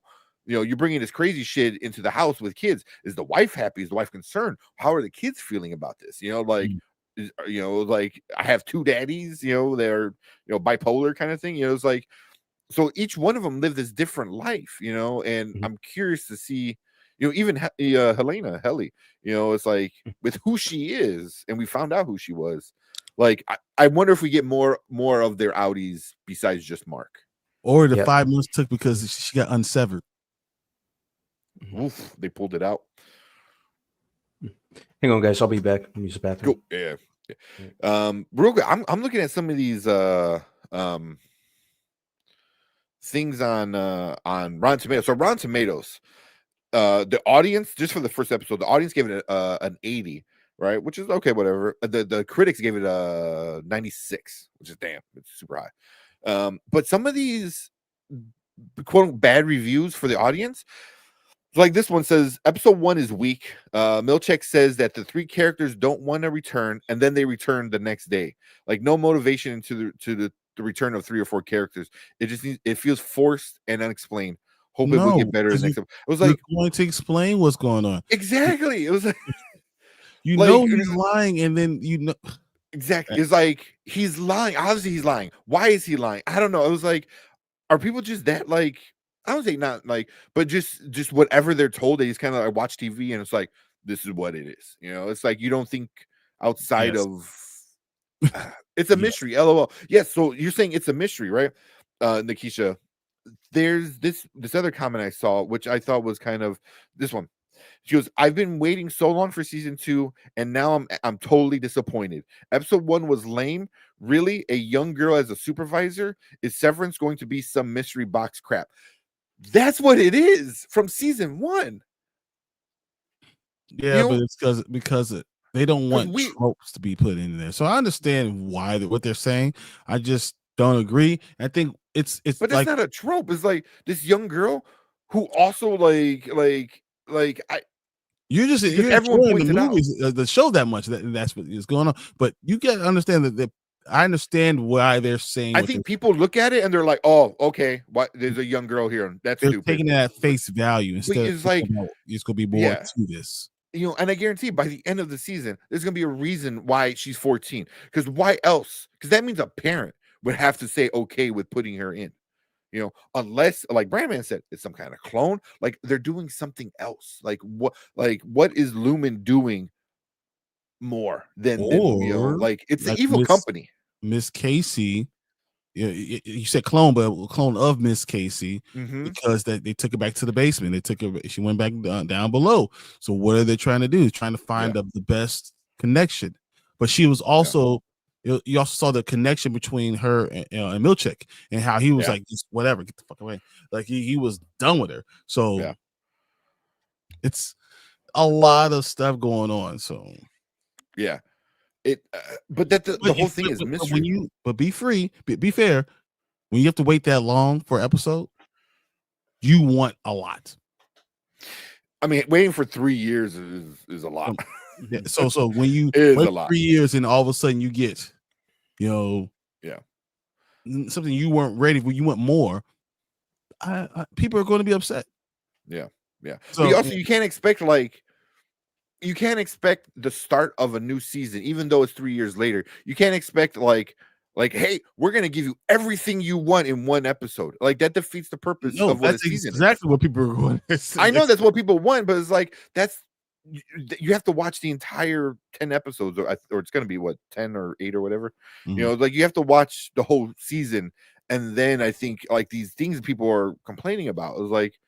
But even season 1 was a mystery thing, because remember, once we found out who Casey was, us, the viewer, found out first. We're like, oh shit, like that's his wife. What's going on? Oh my God, it's like, so but the whole thing's been a mystery. Also, remember, season 1, a lot of people didn't like the first 4 episodes. Yeah, they're crazy. So, I mean, Anzo didn't like the first 4 episodes. So I'm just saying, if you're not buying into these characters immediately just because I love the show, then that's a lot of people. Obviously, it's something that is a natural thing that people are going through. So that's fine, but give it a chance. Let them cook, and then once you let them cook, you see what happens. But I'm not going to sit there and tell you that you're wrong, you're crazy for feeling the way you feel. I'm just saying, perhaps give it a chance. And Brandman just totally changed my whole outlook on everything. So maybe the audience need to watch Brandman speak. That's all. And then all of a sudden everyone will be changed and go to 100% on Rotten Tomatoes and to the moon. But it's like all the bad reviews, I don't get it. Like here's another one. It says, I really don't understand why people are rating this so high. The character motives are so badly played out. You don't know that. But you don't know. It's too early to say that. Exactly. Yeah. It's like, what's being played out? Like I think the whole Helly thing, once we found out that, like, that was a great reveal at the last episode, or second to last episode, whatever it was, of season 1. It was like, I did not expect her to be who she was as an outie, so it's like I don't know what motives maybe they thought it was going to be a continuation of that unbelievable finale, but if beginning episode of a season just continuation of the finale, then there's nowhere to go up. There's nowhere to continue to go. But we also had the same negative feedback from Silo. I had the same negative feedback from when I'm doing those reviews.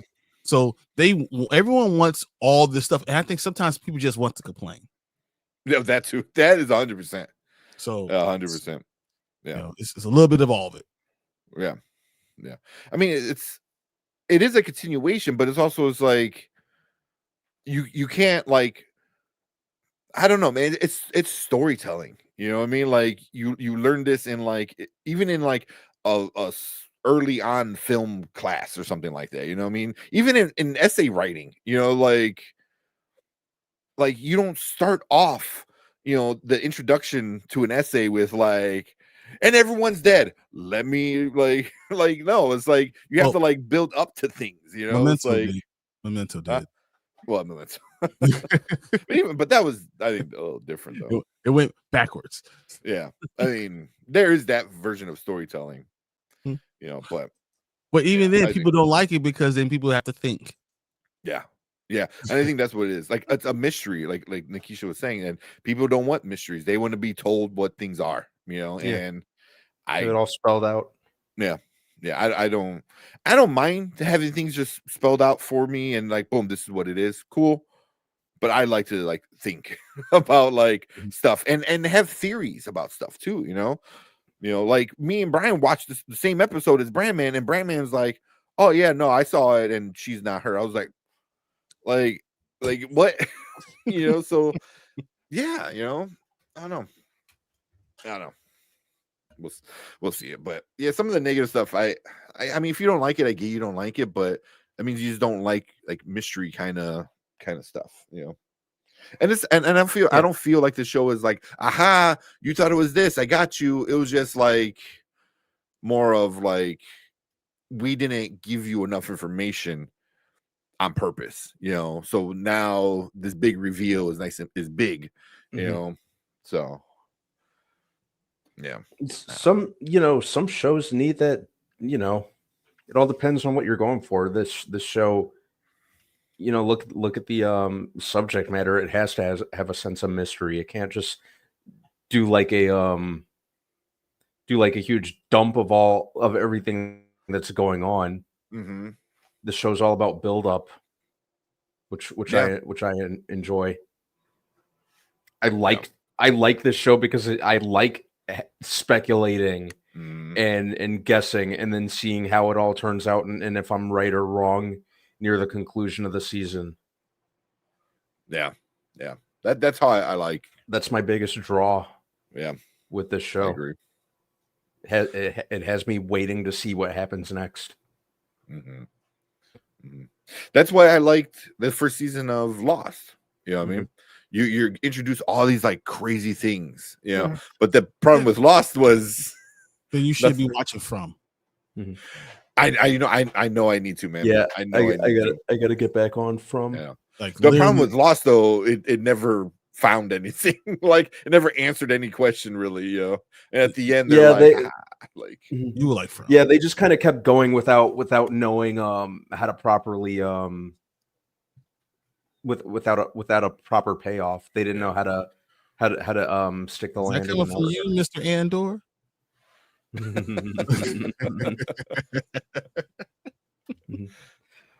We're still only one season in with Andor, right? That's true, but also talk about face value. It's different. Yeah. Frigging Lost though. That the way that ended. Hey, come on, you knew it was purgatory right the whole time. No, I think a lot of us did, and then they're like, no, it's not. Like, you know, J.J. Abrams and a lot of then they realized they're like, we have no other way to do this. Purgatory, let's go. We all did.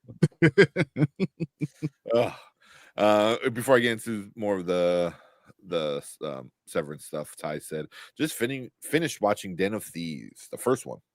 And Mama Bear said it's a great movie. It's a pretty good one, right? It was okay. It was okay. Yeah. I was not like, you know, this like, oh, that's amazing. It was just it's fine. Yeah. I haven't seen the second one yet. So I got so much to watch. So and they're already talking about a third one. Yep. Even though I heard a lot of people didn't like Den of Thieves 2 as much, but they're already talking about getting the third one. So yeah. What do I know? Yeah. Yeah, I'd watch a third. Well, I still got to watch the second one, but Gerard Butler and O'Shea Jackson Jr. are a couple of cool dudes, so I'll watch anything they show up in. Yeah. All right, I'm about to kick you out, man. Yeah, I'm gonna run upstairs real quick. Bye. I was into that. I'm like, no, I'm kicking them out myself. The definition of favorite stuff. Can I ask what scene it was that made y'all invest in the show? For me, it was the first episode when Mark told Helly she had a perfect score. Which one? Which scene made you really invest in it?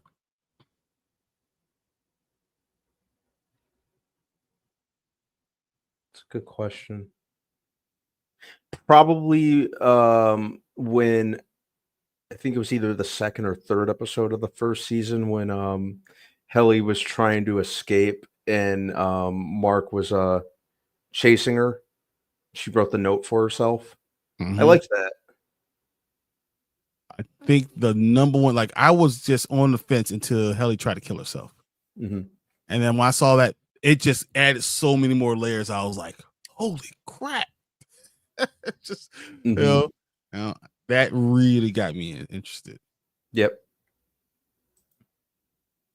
He said, it's good to see Apple TV finally marketing a show. 100%. All right. Since Tank is gone and he didn't watch Wolfman anyway, let's do Wolfman. Okay. Sound like a good plan? Yep. All right. Absolutely. We'll do transition and get it going.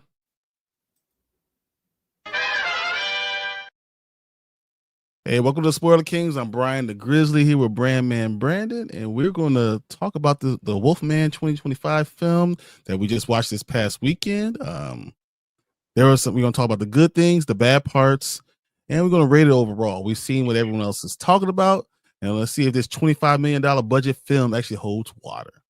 So before we get started, I'm going to read a little synopsis, and then we'll get going. Blake and his family are attacked by an unseen animal, and in a desperate escape, barricade themselves inside a farmhouse as the creature prowls the perimeter. As the night stretches on, however, Blake begins to behave strangely, transforming into something unrecognizable that soon jeopardizes his wife and daughter. All right.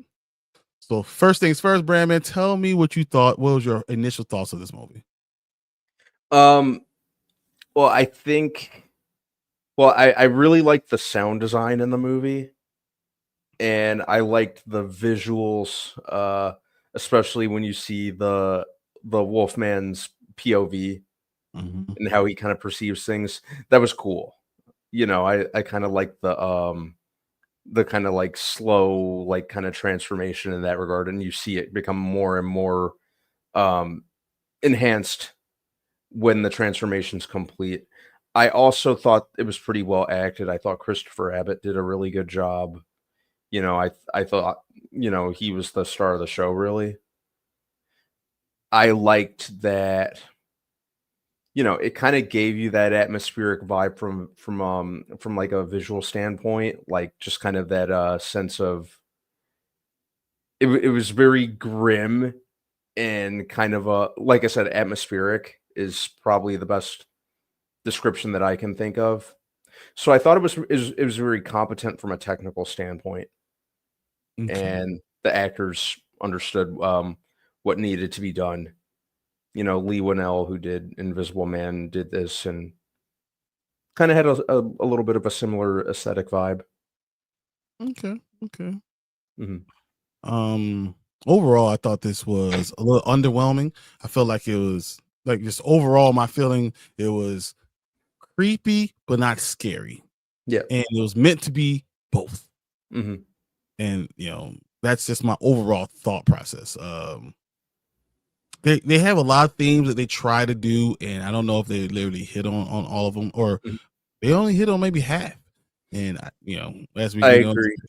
It's just they try. Yeah, it's almost like they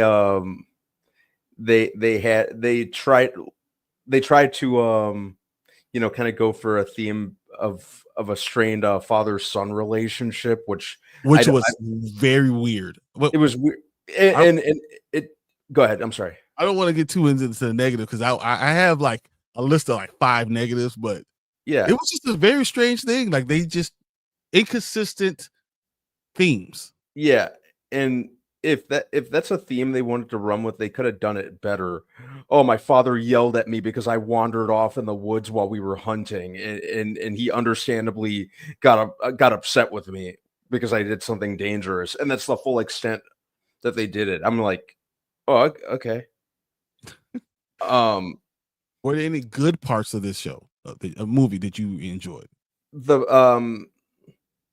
I like that it didn't rely on really any CG. I like the practical effects. That's the other thing I meant to mention. Mm-hmm. But I think that was the only other thing. I think when I go to see a Wolfman movie, I expect something very specific. I expect a Wolfman to go out on the prowl and like maul people, and then but it was a little too contained for its own good, I think. It was even the Benicio del Toro movie, as mixed a response that got, at least the Wolfman got to be the Wolfman. This didn't even look like we got friggin' inbred Gollum over here. You say you wanted more practical. Yeah. But American Werewolf in London was practical, and that was awesome. It was also because that's all they could have done. And even to an extent, they Rick Baker did good final werewolf. The Wolfman himself the transformation in the Wolfman was CG, but the Wolfman himself looked awesome. This looked like a Wrong Turn character.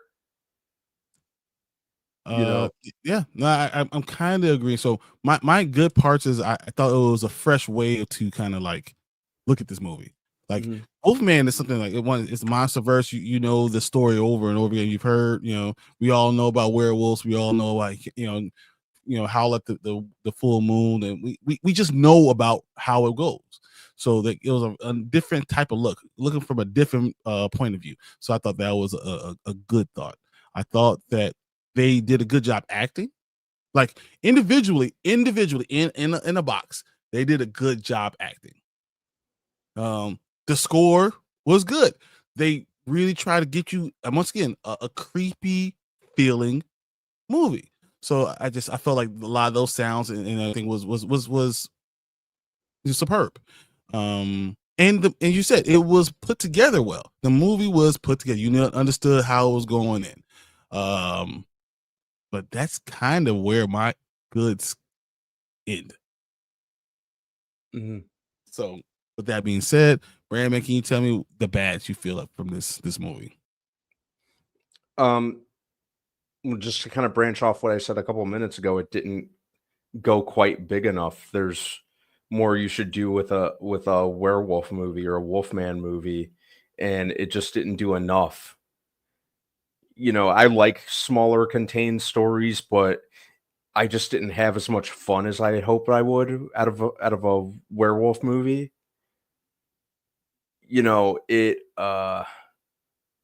I get Lee Winnell was kind of trying to go for generational trauma, and for what reason? I don't. Why? Yeah, it just seemed like he was, he I think he let his successful with Invisible Man go to his head, and he wanted to apply that to another classic Universal monster, which I didn't really need. Yeah. I think that, like I said, I never really felt like I was really watching a werewolf. And I get what he was. They're trying to go for this psychological thriller type of thing. They started the beginning like the psychological thriller, and then they just kind of said, "Yeah." It's just like, why would you do that? Yeah. So, that didn't really work for me in that regard. Julia Garner looks like she's about 12, so I didn't really buy her playing a mother to a child. She looks perpetually 12. Understood. Yeah. No offense, great actress. But it just didn't do enough with its premise, unfortunately. I go to a werewolf movie kind of expecting more. Did you actually, Brian, did you hear what the original plan was for the Wolfman reboot? No. like originally it was going to be Ryan Gosling was going to star in it, and it was going to take place in Los Angeles, and they were basically saying it was going to be about like a news anchor who inherited the werewolf curse, and it was going to be kind of in the vein of Nightcrawler, which sounded awesome. At least interesting. Yeah, and it sounded like a cool kind of take on the Wolfman formula, the lore, and it kind of works with the original lore that we get. Mm-hmm. Yeah, that sounded like it could have been awesome, and it just Universal brought on Lee Winnell. It just sounded like they were just riding the coattails of Invisible Man too much, when this should have been. I was hoping for something and someone different involved. Okay, so for my bad, I think the design of the Wolfman just was underwhelming. Entirely, I was like, so that's all we're gonna do. Mm. I mean, Michael Jackson Thriller looked better with as a Wolfman than this. I was like, what, really? I mean, $25 million should give me something better than a costume house mask or whatever the hell you did with the stretching in the face and put some like it just didn't look good. They just took the remnants from the prosthetics of Wrong Turn. Exactly. I was like, all right, Wrong Turn 4. I thought that was very predictable. Yep. Oh yeah. Who didn't see that twist coming with the yeah. I agree. I was like, really, guys? Come on. Mm-hmm. This is what we're gonna do. Yeah. So when you gasp in the middle of a theater, you're like, okay, whatever. Mm-hmm. And then the pacing, sometimes it was like really, really like going really fast, and then it was slowed down, and then you're trying to hurry. It felt like the story was being rushed at the end. But I feel like it might not have been the pacing as much as it's like, I just didn't think that the actors were good together. Mm-hmm. They just didn't match. I didn't believe the backstory they had, the weak ass backstory that they had. I just didn't even believe it. I thought that it was just, and maybe it's because they really didn't kind of go into depth about them. Like I didn't feel like we knew anything. I don't care about this character. So what? So and that's the exact opposite of what you want to do with a horror movie, right? You want you to connect with these characters immediately, see yourself in these characters immediately, and then put yourself in that situation. Mm-hmm. I didn't care about the character. I didn't care about the father-son relationship. I thought that was half-ass baked job, and it just didn't do enough for me as a movie. Mm-hmm. And honestly, I don't like it. Yeah, like I said, I was the first time I saw it, because I saw it twice. I watched it and liked it, and then I was like, maybe I need to give it one more watch and just kind of reevaluate it. So I watched it again. And yeah, I think all the brownie points this movie got was just from a technical standpoint, wanting it to be good. Yeah. Mm-hmm. I think that they just didn't. Like I said, I've said this in the past. One of the biggest sins a movie can commit is not making the most of your premise, and it didn't make the most of its premise. It didn't have a good premise. Mm-hmm. But even though the best scene in the whole movie, what's that? Was the beginning. Yeah, that was it. It literally started here and just went down. Mm-hmm. Yeah, I was like, yeah, this. By the time I was at the end, I was like, okay, I'm done. Mm-hmm. With that being said, let's rate the Wolfman. So here with the Spoiler Kings, we do a rating of now, later, or never. Now means jump out, run to the movie theater right now, watch it, enjoy it, experience it. Later means we can worry about coming to this when it goes to streaming. Never means we never need to watch it again. Let's not speak of it ever again. Brandman, where do you rate this movie? This one's kind of tough. Even though there were things about it that I liked, I'm kind of gonna have to give this a never. Really? I almost said later. because there were elements of this movie that I did legitimately like, but it just didn't do enough with its premise. I think that, I go to a werewolf movie because fun fact about me, like when it comes to like classic monsters, werewolves are my favorite. I just think they're cool, and I always like, okay, yeah, and I like to see different werewolf designs, but I also expect to see a werewolf be a werewolf. Mm-hmm. And this never really seemed like a werewolf from the beginning. They even tried to rationalize it by saying it was some kind of like disease, Mm-hmm. that was kind of born out of the out of the wildlife of the Oregon forests. And that's no fun. I want to see a dude turn to a wolf under the full moon and just go out. Understand what some of the best parts of being a werewolf movie. Yeah, and that's why American Werewolf in London is one of my favorite movies. So it just I think Lee Winnell just got way too high off his own supply. When it in terms of his Invisible Man success. So I see. Let me walk it back. I'll give it a very soft later. Okay. It's a background noise movie. So for me, I would probably rate it a later. I think that it's just fine. Like if this was a movie that I watched on Netflix or even on Prime or something like that, I would say, oh, man, that was vaguely a little bit interesting. And if it was on TBS or TNT, I will let it play again. Will I watch it intently? Probably not. I'll just let it play. So it's on that level. Like you said, wrong turn two. That's the level. I feel like it's a horror movie without the horror. It's a suspenseful without the payoff, without the actual design of the Wolfman that you want. But it's like a B movie. It's not like a terrible movie, like you don't ever need to see it again. It's just a B movie. And with that being said, that's why I just put it as a later. If it comes on streaming, check it out. If not, and you're ironing one day, you iron all your clothes out of your closet, you can watch it while you're doing that. Or folding, as Brandman likes to do sometimes, you can do that. So but that's where I rate it. So both me and Brandman both say later because the film is just and movie gets rating. With that being said, thank you guys for listening to our Wolfman review. This is what we think. So I want to know what you guys think. If you love this movie, let us know. Maybe we can go back and watch it again and see it from your point of view. But I want to hear what you guys think. So please put those in the comments, like and subscribe. We are on our way to 1900. So help us get there. You guys have been amazing the last 28 days. So I really appreciate it.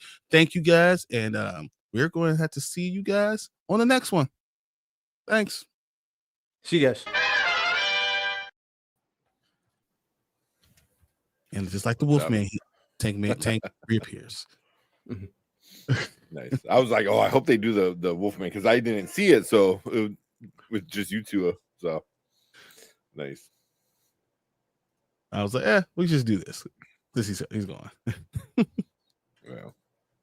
Well, how was Isaac? He's okay. That was actually Lucas.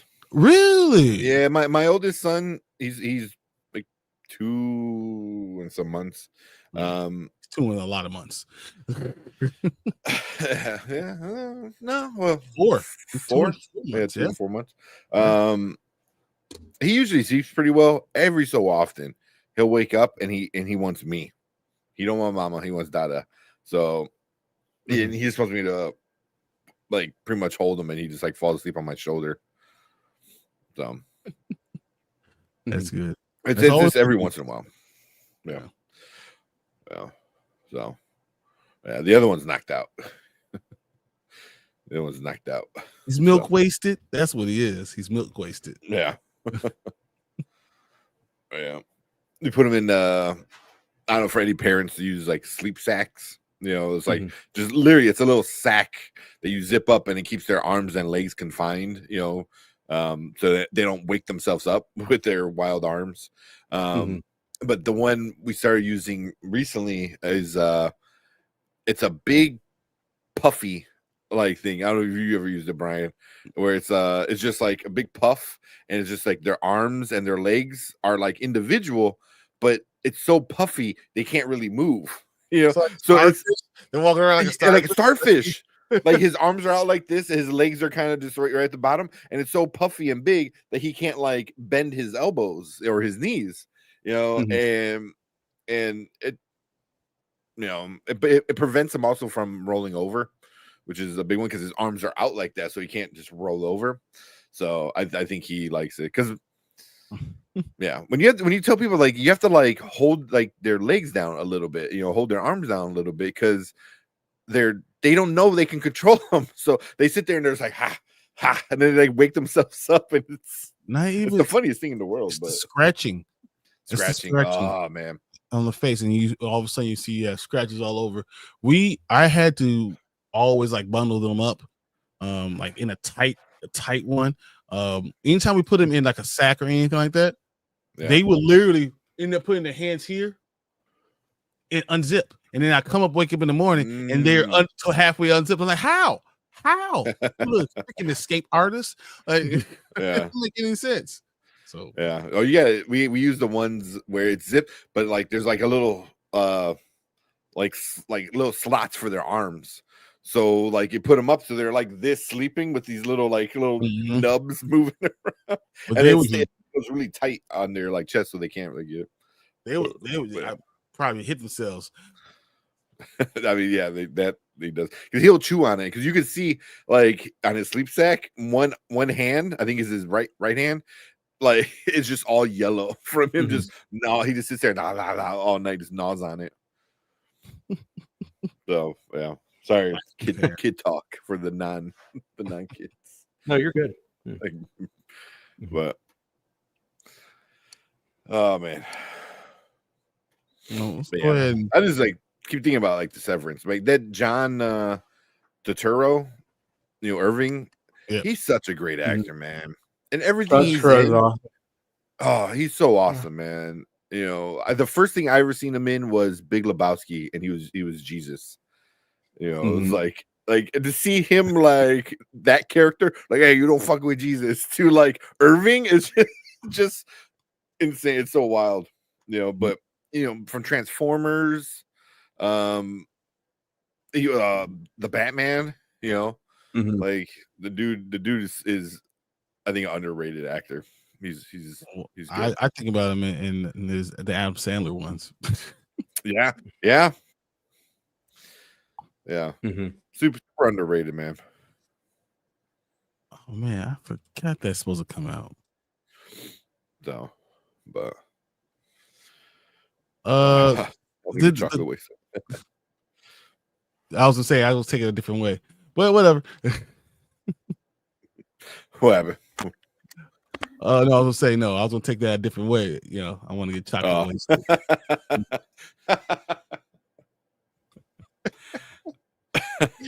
You're welcome, America. You're welcome. Yeah. You're welcome, Mama Bear. Exactly. I don't know if you meant it like that or not, but I think it works. Yeah. Oh man. You watch that trailer real quick, and then we'll get into do we want to do it now? Because I'm pretty sure Cut the Movie Man sleep. Or we could do it and then put it out. I was trying to see if the what's it called? The Gorge came out. Because I think it is out, right? What day was that? I feel like it is February 14th. February 14th. Oh, so I was like, I thought it was January 14th. Oh, I did not know Trent Reznor did the music for this movie. Oh, February 14th. Yeah. For the Gorge. Oh, yeah. It just came up. I did not know that. Bad. Director Scott Derrickson. Yeah. Oh, is this kid waking up again? Okay, no, he's not. Hopefully not. All right. What was I watching? What was the name of the thing again? Something True. Nights. That's all I need. Something Nights.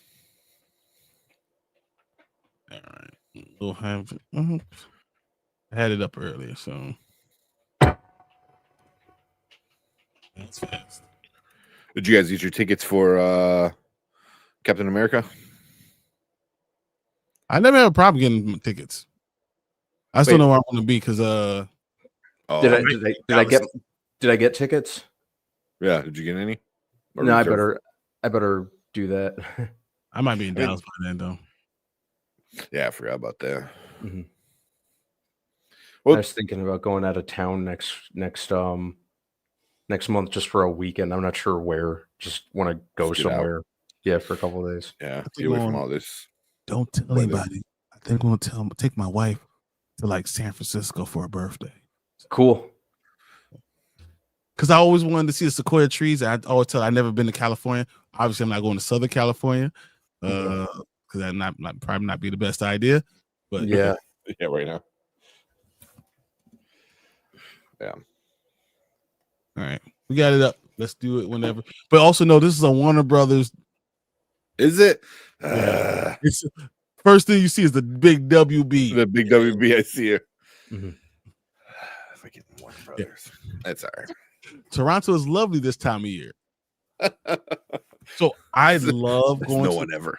I love going. No, I love going to Canada. I love driving to Canada. But this time of year, though, No, not this time of year. I was gonna say. I would do it again. Like April, May, I would totally go. May is it's a fun May. time. It's so great. It's a great city. Toronto's a great city. It really is. Yeah. You can go from Toronto to Niagara Falls, and Mhm. that's awesome. And being on the Canada side, it's so awesome. It's different, you know. And all those Horton restaurants, whatever, it's everywhere. Is But it Tim Hortons? Tim Tim Hortons, yeah. Hortons, yeah. But that's not. I'm definitely would love to go. I would just take it as a weekend trip and just go. Could hook up with people, see chill, have dinner with Mama Bear. We could do all that stuff. But I'm just can't blame a girl for trying. Because you're talking about you going next month, right? Me? Yeah, that's what she said. You need to go somewhere next month. And she's like, hey, Toronto's lovely this time of year. I'm just saying. Oh, I didn't even notice that at first.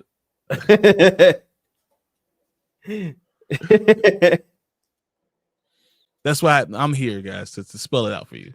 Yeah.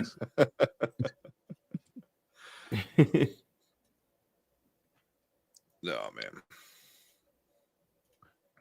Actually, I just got a comic book from Canada from one of the comic book stores. This one, Cool. Black The Panther Priest- versus Deadpool, but it's the Priest run. It was number 23, so I only was missing number 23 and number 30. And number 30 is what Black Panther and Captain America. So that's the only ones I was missing altogether. And I got 23 now. I'm just waiting for 30. See if it comes. nice. Oh, you ordered it already? You just No, Wait for I can't remember what I ordered. I don't know if I ordered 30 or not because it was more expensive. I was like, I'm not paying $30 for 30. You know, I find this stuff all the time. So I don't remember if I ordered it or not. So I just have to wait and see. yeah. Canada's always good for that. You know, they always have a lot more because you have a Canadian version of a lot of these. You have the newsstand version, the Canadian version, you have American version of a lot of these. What's the version? Is it Mexico? That they did a different Spider-Man. Because when Gwen Stacy dies, this is like what 30 years ago, maybe like in the like sometime in the early 90s, I think. But whatever country they're like, nah, we don't want to do that. So like they just literally there's a different version, like Marvel gave them permission to like do their story but do it different. There's like a small run. So I want to say Mexico. But I know it's a different country. But if you can find any of those comics, the unofficial Spider-Man continuation, that didn't want to kill Gwen Stacy, those are worth some money. Ultimate version of Spider-Man. Yeah, I want to say the 90s. Might be the 80s. I don't remember when Gwen Stacy died. Shit. Yeah, what year was that? Yeah, I think that was 90s because 80s they were still pushing Mary Jane a lot. Mm-hmm. So there's always were a lot of, it says there's always a lot of Spanish Spider-Mans that were told different storylines. Mm-hmm. Yeah. In the 1960s and 70s, they had their own 70s. different ones. Yeah. That's what I'm looking at right now. Yeah, 1970s, Marvel let a Mexican publisher put out original Spider-Man comics at the first thing and the first thing artist Jose Luis Gonzalez did was give Gwen Stacy a ridiculous fat ass. It's amazing we came together accomplish as nations work together. She did. It's fucking hilarious. What the hell? Well, but I know a lot of those comics are like worth some money. I'll send you the link. It's a Reddit post. So, the Canadian version comes with maple syrup. Nice. Actually, Ottawa's great this time of year if you can skate. Which I can. I grew up playing hockey, so. Anza told me, it was like, you know how cold it is right now? It's the same one I was looking at, yeah. Mm-hmm. Was that the same one you're looking at? Yeah, that's the same one. They did do that, man. Because even inside the comic is like, yeah, they gave her a BBL for sure. That's hilarious. Yeah. It finally makes sense, guys. I'm like Bambi on ice. Oh, your legs kicking out everywhere. see, because I can't because it's lost on me. So I had a class in college that taught me how to skate. Mm-hmm. Oh, really? Mm-hmm. You know, all the football players all took this one class because a 2-hour grade, 2-hour class for ice skating. It was just because of easy grade. Yep. Hey, Yeah. 2-hour. Hey, you can't pay for that. You can't buy that with nothing. So, 2-hour. Did any of you guys fail? No, all you had to do was show up. And okay. Like literally, the coach will like go to that class to make sure you got there because they'll get everyone's GPA. If you're like on the edge, or like you at 2.5 or something like that, get you the 2.7 you need. Go ice skate. All you had to do is be there. Nice. I have a pair of ice skates. Mm-hmm. I found them at the Goodwill. They're brand new. They're the was that Bear, whatever the hell brand that is. You know, I got them sharpened. I skated like twice, and then that was it. They're back in the closet. Yeah, I still have. Pretty sure I still have my ice skates somewhere. If I had size 15 ice skates, I'm pretty sure that'd be like a weapon of mass destruction. I was gonna say, fucking, you want a sword? Here's a sword. Here's a machete. Just tape it to your shoe. I'm a Star Trek fan. A little bit of Blacklift, like from Worf. Oh, Worf with the tape them together, and then that's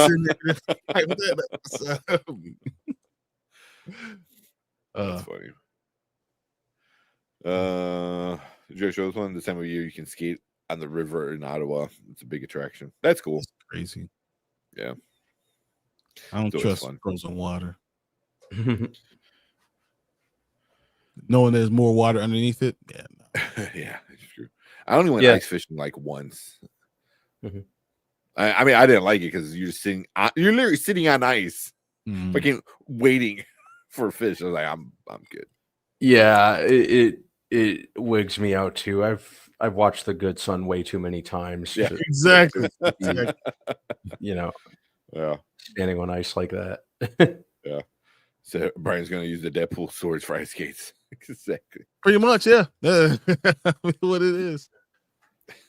You ever see like, man, this is long as crap. This is ridiculous. That's funny. I don't want to scale this. Yeah. All right, let's check out this trailer, and then we'll finish off with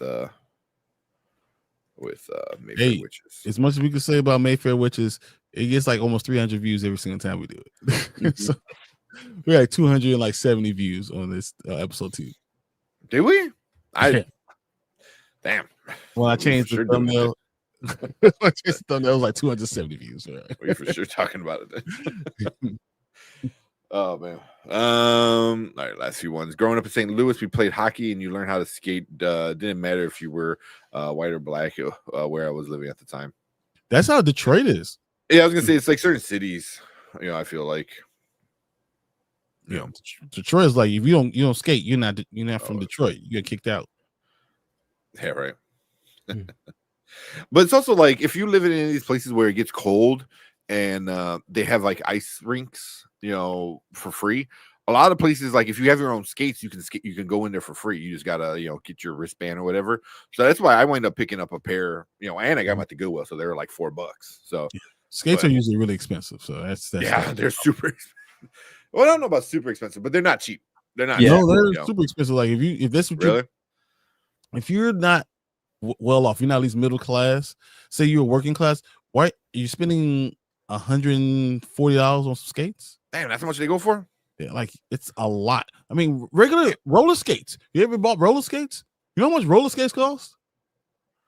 I bought roller blades. I never bought roller skates. So to get the wheels and all that stuff like put on to your skates, it literally costs you like $120 to $130. Damn. Now imagining you got to have skates with blades on the bottom. With blades, yeah. But yeah, I like mine. But yeah, you always get like these parks that do ice rinks. You're like, oh, if you have your own blades, they're free. So I was like, cool. The only problem is I don't know anybody else that ice skates. We're out there. Hey, you see him? He's skating. You see it? Yeah. Kevin said, when do you think Moana 2 and Mufasa will premiere on Disney Plus? Dude, I can't even see when it's gonna be out on DVD. No, Moana 2 is neither. I think they'll probably come out around the same time. I think Moana 2 hit $1 billion, which makes it all $3 billion movies for 2024 were all Disney movies. Yep. Winning. Yeah. And who told you guys Moana 2 was gonna be here? We did. It was gonna be $1 billion. I thought it was gonna be a little higher, but I thought it was gonna like a 1.2, 1.3, but it's probably gonna be done pretty soon because it's what 8 weeks now, 9 weeks. I think it's been out since Thanksgiving, so it's been 9 weeks. Yeah. So. Yep, just slow over. Yeah. Yeah, and then Mufasa. How's Mufasa doing in the box office? If it's still going, they might let it run, but I think it kind of it's plateaued, right? Mufasa is at $591 million. Ooh. So just under $600 million. So it'll probably break 6. So domestically it's only at 209. Internationally it was 382. Wow.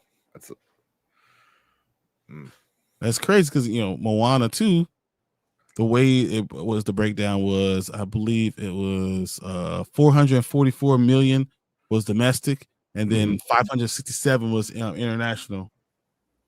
That's not bad. That's more 50-50. I mean 444 million. 45, 55. Yeah, that's not bad. That's not bad. Yeah, but when it's coming out, I can see Moana maybe sometime next month. Mm-hmm. I can see both of them maybe sometime next month. I don't think so. You don't think so? I don't know. Here, who said? Ace said March or April for both. Yeah, that's why I'll be the March, late March. Late March. Yeah. Yeah. I tried to pre-order it for a while. Ace cheated. I looked it up before.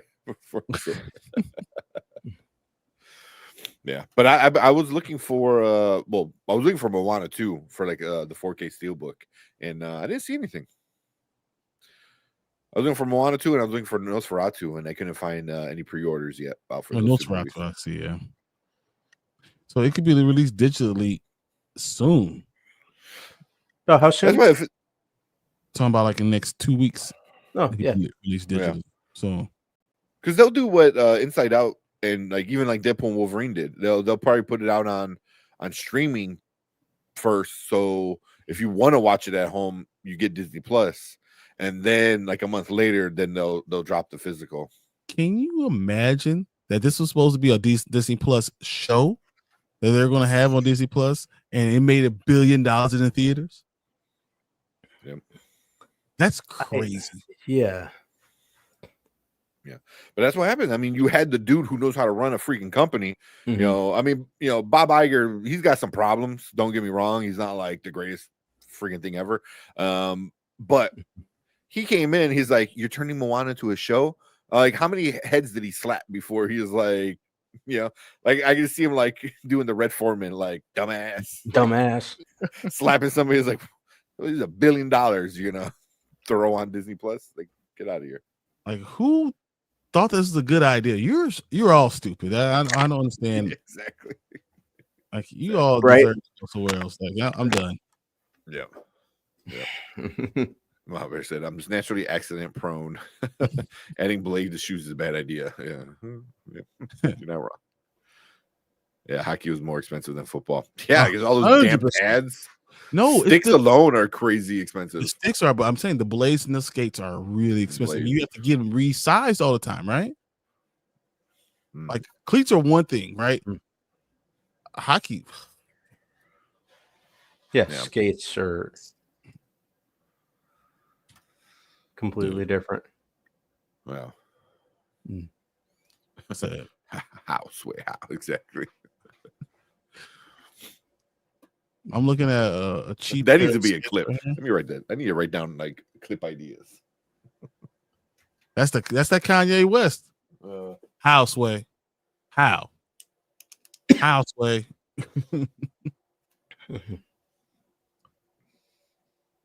Get a glass of water. I'll be right back. Okay. Right. Okay. When he comes back, we'll just do. Go ahead, Brian.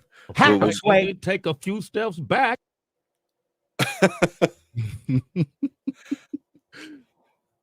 Just real simple.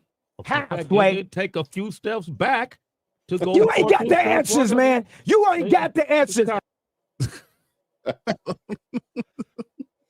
You ain't got the answers, man. You ain't got the answers. I got these little teeny mini notepads. It's like perfect for just like putting a little note, put it at the bottom of my monitor. Because there's so many that people recommended and I forget. It was like, so what did they say again? No one knows. Shit. Yeah. Like that. Yeah, man, we can skip the trailer. We can save that for like Thursday or something. It's already getting late. And we'll just do Mayfair Witches and call it a night. Because I mean, if you see, once again, so thank you guys, because we were up to 1815 in subscribers. So you guys have been amazing. We blasted past 1800, and you know, in the last 28 days, I believe we had like another 71 subscribers. So Yeah. thank you guys for that. That was amazing. And you know, when I check our views of all of our stuff all the time. So yeah, well, because like our Mayfair Witches one, like it didn't really pop off, so I was like whatever. And then I'm like, you know, Brian made a new thumbnail because sometimes that helps out with the algorithm, you know, like oh, it's a better looking thumbnail, it's more clickable, you know.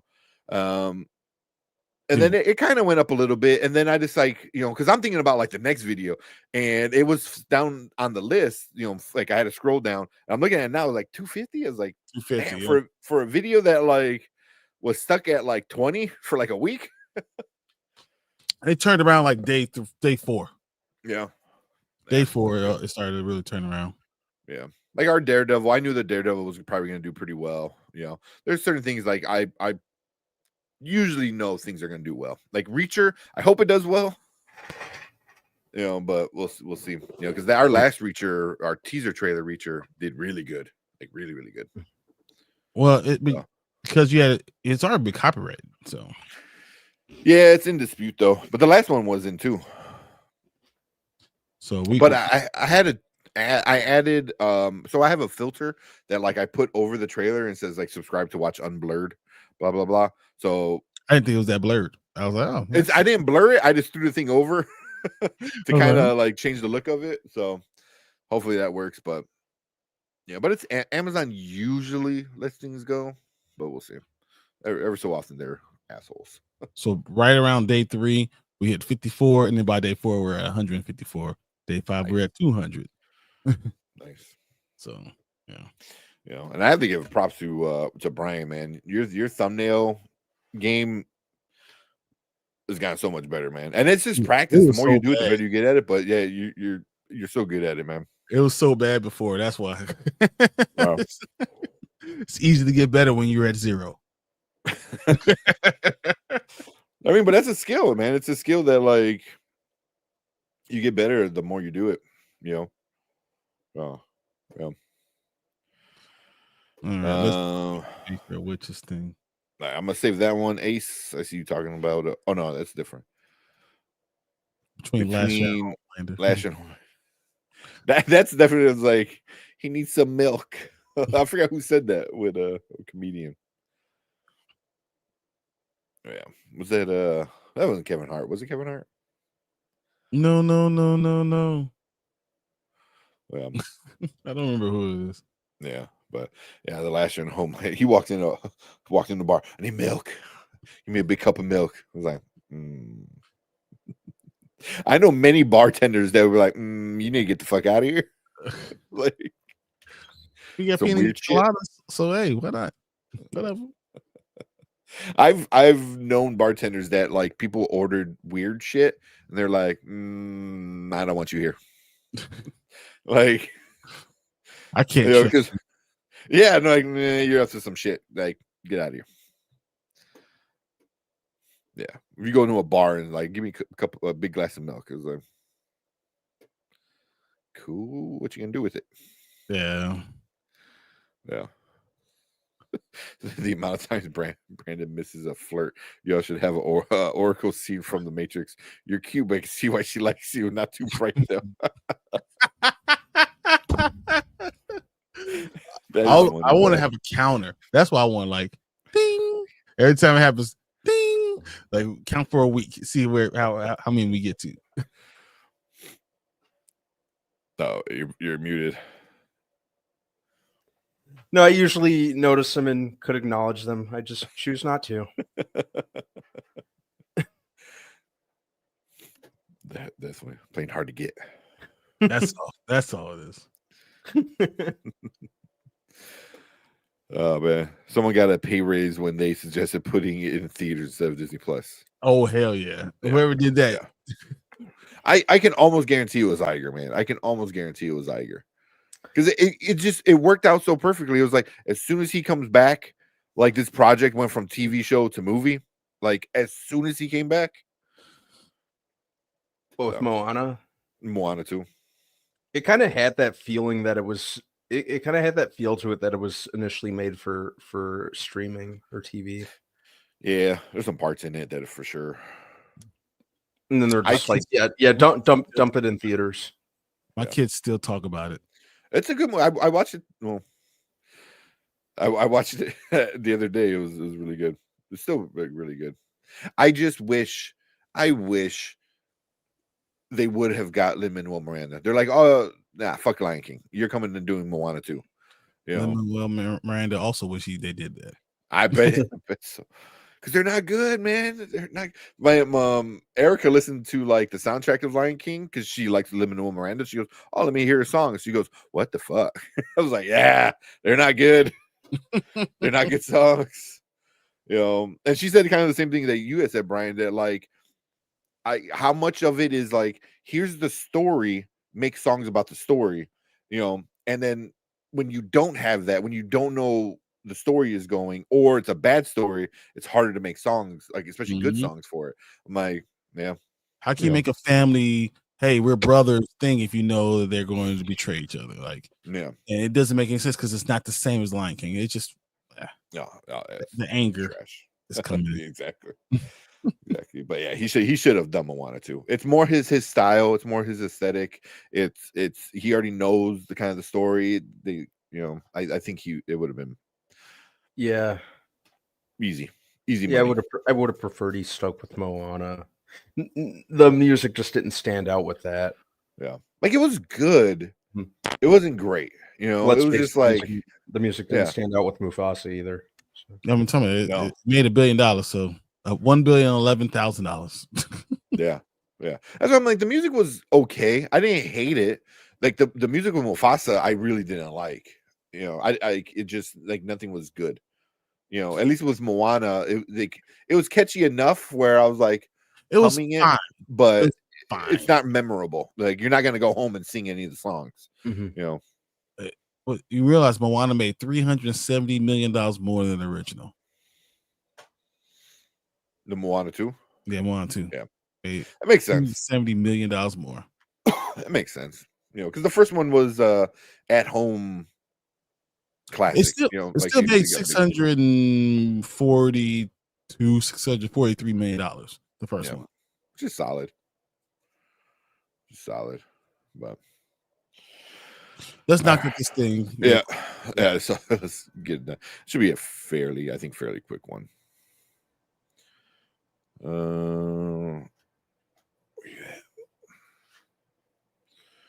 All right, let's talk. All right, welcome to the Spoiler Kings. My name is Tank Kramer with Brandman Brandon, Brian the Grizzly, and we're here to talk about Mayfair Witches, the episode 3. I think it was Cover Up the Mirrors or whatever it was called. Yep. The episode. Yep. So it's a more of Rowan being dumb, you know. And I hate saying that, you know, because like especially like her character is supposed to be like super smart, like a freaking brain surgeon, you know. And, but it's the party. This is the party episode, the big gathering, you know. So yeah, we'll just jump right into it. Pretty much all the Mayfair family coming together into the house. Cortland, right? Cortland is his name. Yep, Cortland helped bring everyone in, and mostly everybody, and they're gonna try to put a spell to protect everyone in the family from Lasher, which doesn't even make sense. You know it's not gonna work because he's been dealing with Mayfair witches this entire time. So why would you think a spell is going to work for the dude who gave you the power in the first place? Yeah, and then why are you putting everybody he's going after in one place? and then it's not even like a super secret place. It's the Mayfair house. It's like the dude like that was living there, you know, like, you know. So but that wasn't even the problem of the episode. So yeah, so we got that. I know we get into I've read multiple reviews saying this is the best episode that we've gotten of Mayfair Witches. That's wild. A lot of people think this is the best one we've gotten. Yeah. You know, for me, shout out to the Naughty Librarian. I just started following her because she does Interview with the Vampire and a lot of the Anne Rice stuff, you know, books and show. And she wasn't happy about this episode, which I'm like, yes. So, you know, but yeah, I mean, if you like it, you like it. It's cool. You know, it had a good ending, you know, which we'll get into, but yeah.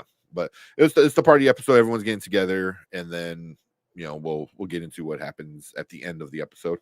But Brandman, what you think about this newest episode of Mayfair Witches? I had trouble. It had trouble holding my attention until the last few minutes where something actually happened. Yeah.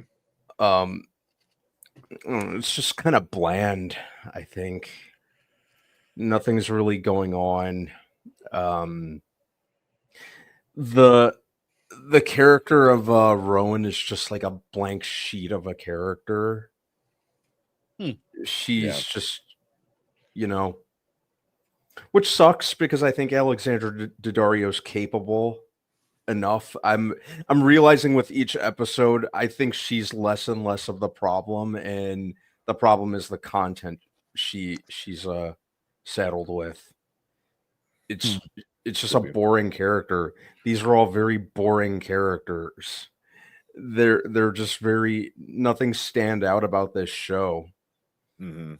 I'm not sure how this AMC Anne Rice universe can be so awesome with Interview with the Vampire, and then just be so. This is so opposite. Yeah. In terms of quality and investment.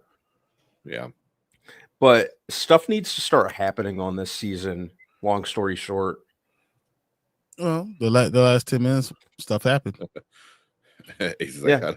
3 episodes in. No, I think stuff is happening, right? I mean, there's stuff that Rowan I think Rowan needs to be thought of as the real villain. If you start thinking of her as the real villain, you start to see it a different way. Think about, so JoJo's like, don't bring my father back. Rowan's like, okay, I won't do it. Later in the episode, bring him back. Cortland's back. Her father, uncle, and JoJo's father, brings him back. So her sister cousin is now pissed because Rowan continues to say that she's going to be about one thing and lie about it, or saying she's going to kill Lasher and lie about it, or she does not just lie about it, she does the exact opposite in every episode she does. I mean, she is like, oh, I'm going to kill you. Well, let me sacrifice myself for you. Like, she is a walking contradiction, and if you see her as the villain, because I'm starting to feel like maybe at the end, we're just going to see her go with Lasher and realize that she was always the problem. She just gives in. Yeah. I just like, I don't get how the way they go about Rowan being like, I can't trust Talamasca, I can't trust Sip. Like, because he betrayed me, even though, like, I go back and watch, but I'm pretty sure she did something to mess up that relationship, You don't remember? But yet you're like, let me go with Sip lied to her about the baby. Yeah. It's like, so, like, let me go with Cortland instead. The dude who's just, that's all he does is lie to the family. Oh my God. That's why I was like, what? Get the outside help. So I don't know. And she puts everyone in danger. Like, when she brings the whole family there, right? She brings her friend, puts him in danger. She does everything the wrong way. She is the worst person there. Lasher is the devil, but she's a bad person. Can't blame the devil for being bad. You could blame her for being like incompetent. You're literally a bad person, and you are putting everyone at risk. And maybe the whole point for us to see is that she is really like the Mary Magdalene to the Antichrist. Like, it's her. She's the problem. Yeah. And then you give her the beautiful eyes and all the way she looks and all that stuff, and you don't realize that she's the real villain. Yeah, she's always standing in the way, literally, sometimes. So there's kind of, for me, 2 big parts of this. The very beginning with Lasher, where he meets somebody, and at the very end with Lasher, with what happens with him. We'll go, I go with Brandman with the ending. What do you think about the ending? Because I know you said nothing really happened until the ending, which I agree. But what do you think about the ending? If you want to tell us about it.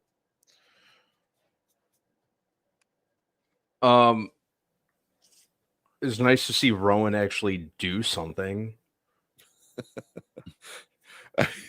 Even if it's girls usually all talk. See some power from her.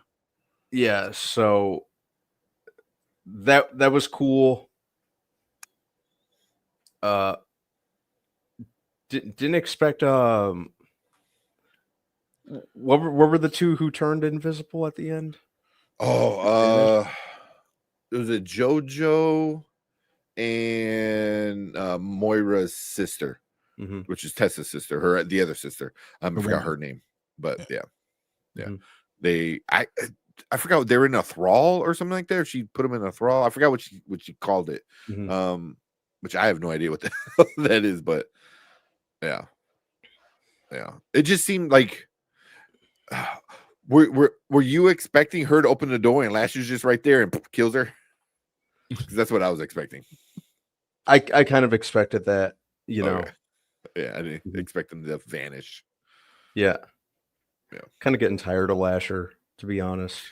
Bro, like the dude, like all last season, I need to be born. I need to be born. I need to be, and did everything in his power to get born. And he's such a like weak, like confused, like kid. Yeah. You know, and I was like, I thought you're gonna come. I thought he was gonna come back and all hell was gonna break loose. Like fucking shit's gonna blow up and people are gonna die left and right. Yeah, he's just been wandering around being a spaz, basically. Yeah. Like I love you, mom. Like I kind of want to have sex with you, but you're my mom. Yeah. Yeah. Really Lasher's like, especially I never read the books. So from what I always heard was like Lasher's like a cool villain. I haven't seen it yet in the TV show. At least not this season. Last season he did some messed up shit. This season, like Brandon, he's just a spaz walking around town. Like I didn't mean to kill her. I'm like, oh, well, sorry, it happened. Yeah, just killing women and drinking milk. That's all he's doing. You know. So I don't know, and I'm sure the milk thing has something to do with like a mama thing, you know, very much like a Homelander from The Boys kind of thing. That's what I'm getting from it, you know. But what about the very end? You know, when Lasher and Rowan face off, you had any expectations for that? And then she gets sprayed in the face by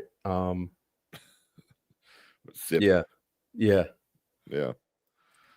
So like I'm like, now what? You know.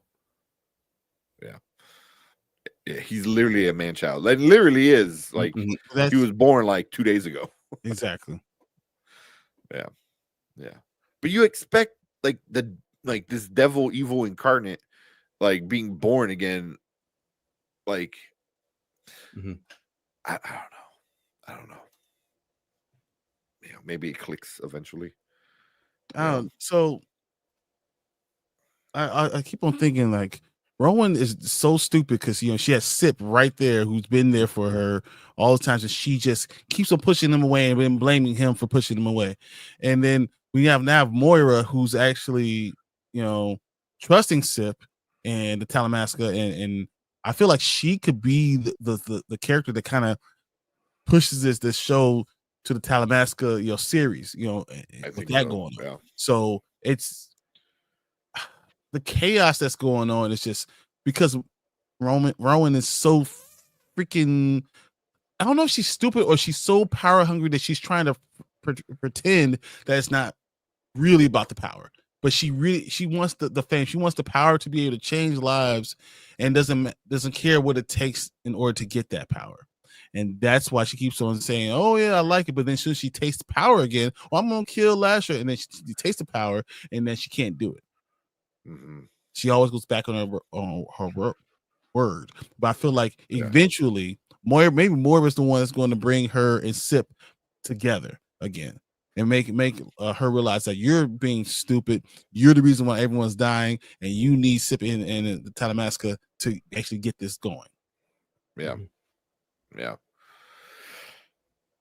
Which I think we finally because I watched it on a recorded DVR. We got a commercial for Talamasca, which it was very quick and very subtle, but they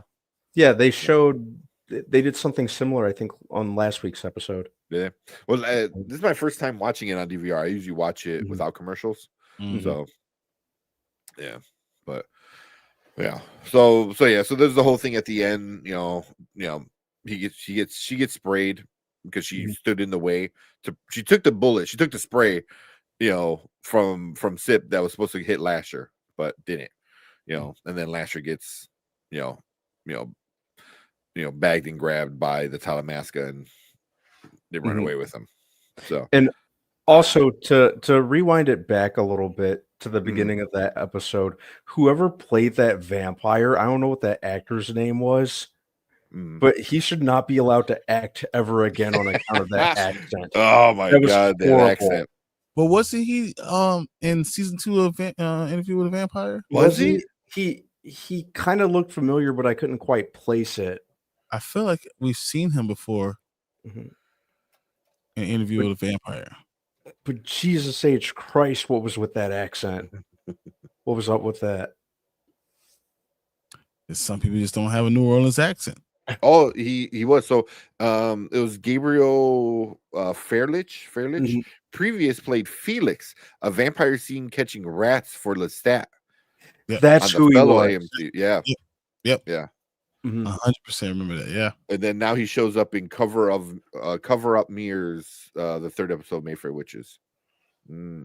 So yeah.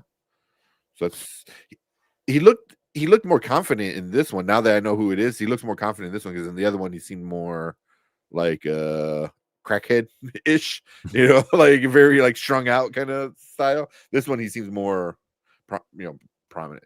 But it would make sense because he says, "Oh, my master, taught me to, be confident, trust my." He had time. So the last time he saw him, it was like the 70s, right? So now, or the 60s, and now.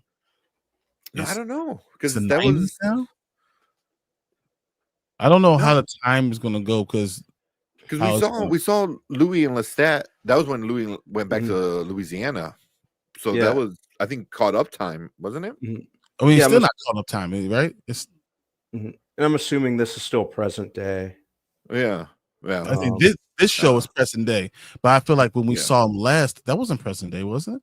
That was like way in the past. Like this is still. It wasn't with. It was when them flashing back. No, it was the season 2 finale, where he goes in the house and he's playing the piano. Yes, but that's still not caught up time, is it? I thought so, because that was him and Daniel already had the. But he's still having. He's gonna. It's gonna be a hair rocker, right? So I always thought they will still like 10 or 15 years in the past, and then we're gonna go through. I guess we'll find out. Yeah, they need to do a timeline job with time jumps and when's when, especially if you're doing multiple shows. But yeah, but it is. I guess that vampire was somebody we've seen before. But yeah, but I don't remember him being that bad with the accent. Oh, yeah, I don't remember the accent being that awful, or maybe he just didn't talk as much. Yeah, it might what it might be. But yeah, but yeah. So yeah, that was the other important part of the episode was we have the confirmation of the vampires, from the other show, Interview with the Vampire. So, so it's getting ready to start crossing over with Telemask. I think Telemask is going to be the main connecting tissue between the two shows, but yeah, but when he tells he pretty much gives advice to Lasher, he's like, trust your instincts, blah blah blah, and he told him like, you're something new. He goes, I never smelled you before, and it smelled you like a block away, blah blah blah. So like he hinted at Lasher that you're not human, but you're not vampire, like you're something else, you're something new, so do new stuff. So it was kind of cool. But then Lasher goes back to the house and doesn't do new stuff, That's why I thought he was gonna come out and like do some crazy shit, and it was like, oh no, he's just sitting there still like, don't hurt me, mommy. He's still 3 or 4 days old. Yeah.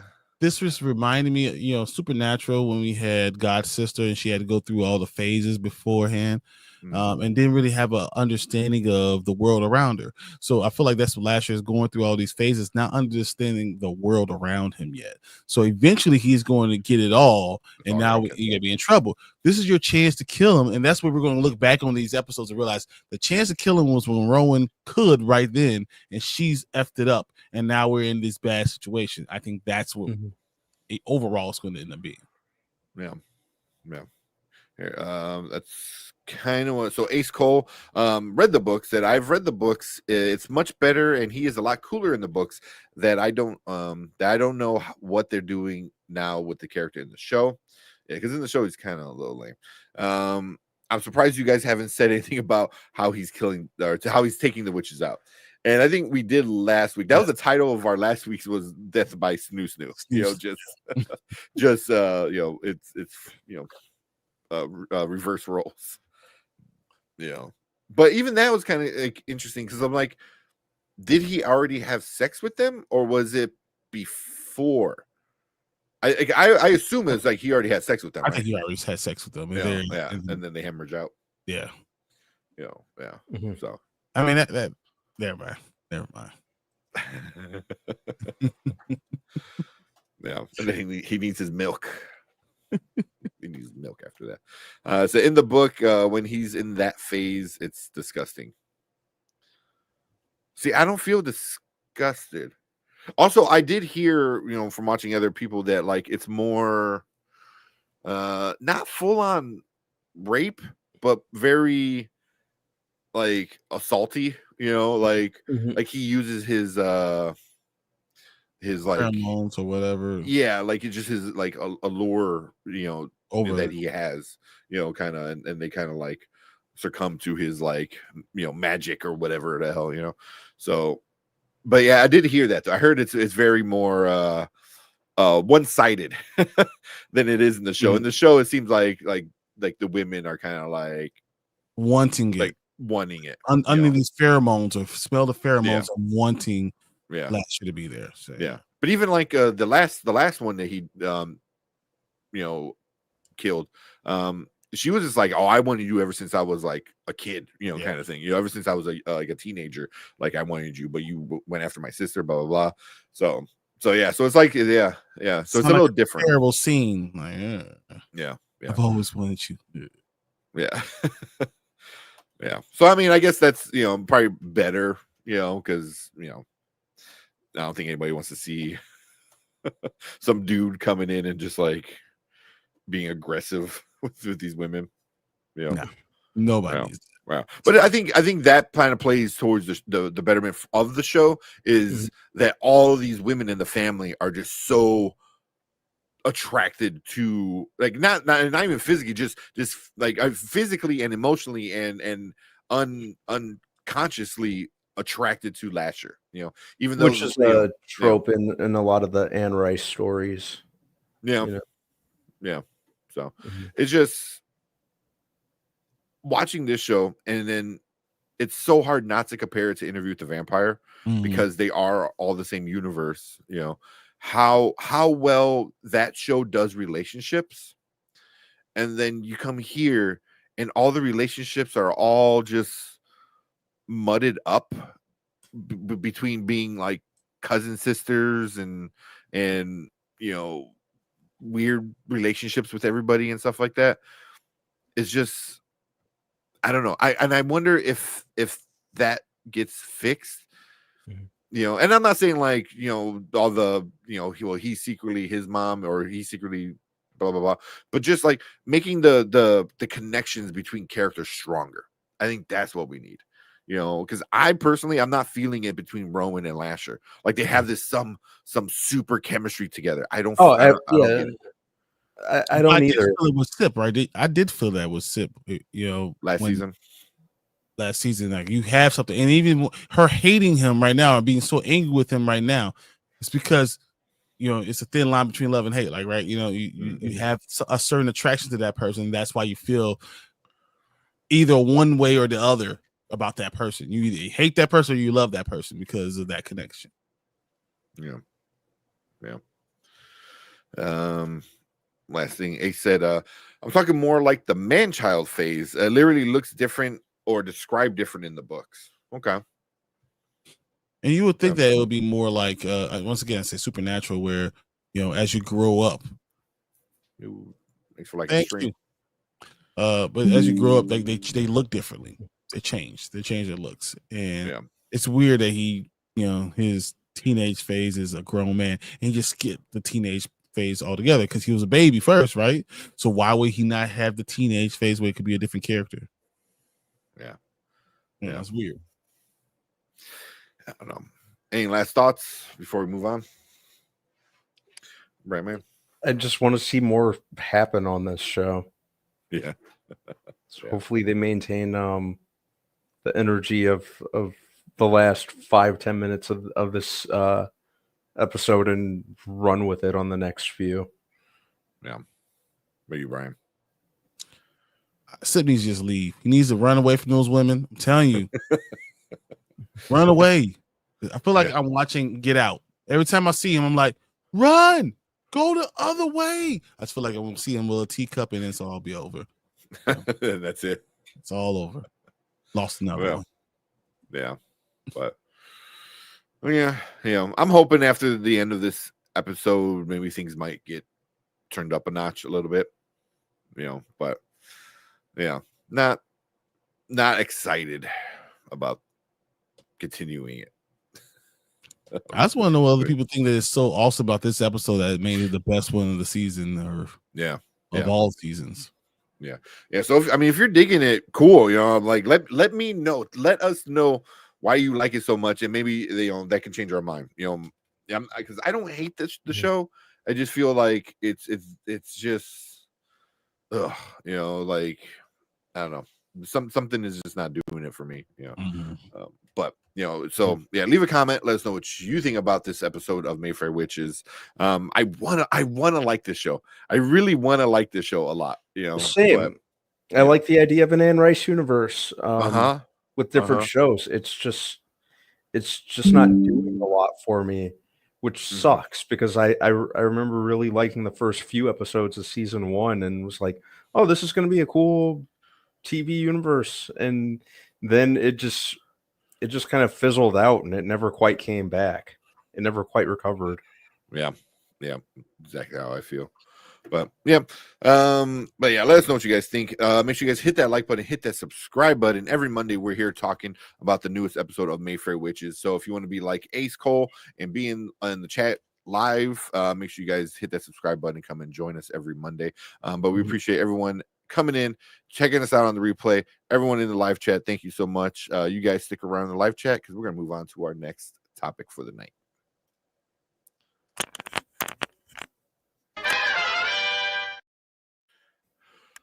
Ooh. Good night, sleep. Yeah. This thing, man. I wanna like this show. Same. I really do, man. And I'm giving it every single chance to like do something, get better. And it's just like you're sticking it hitting with a stick, like do something.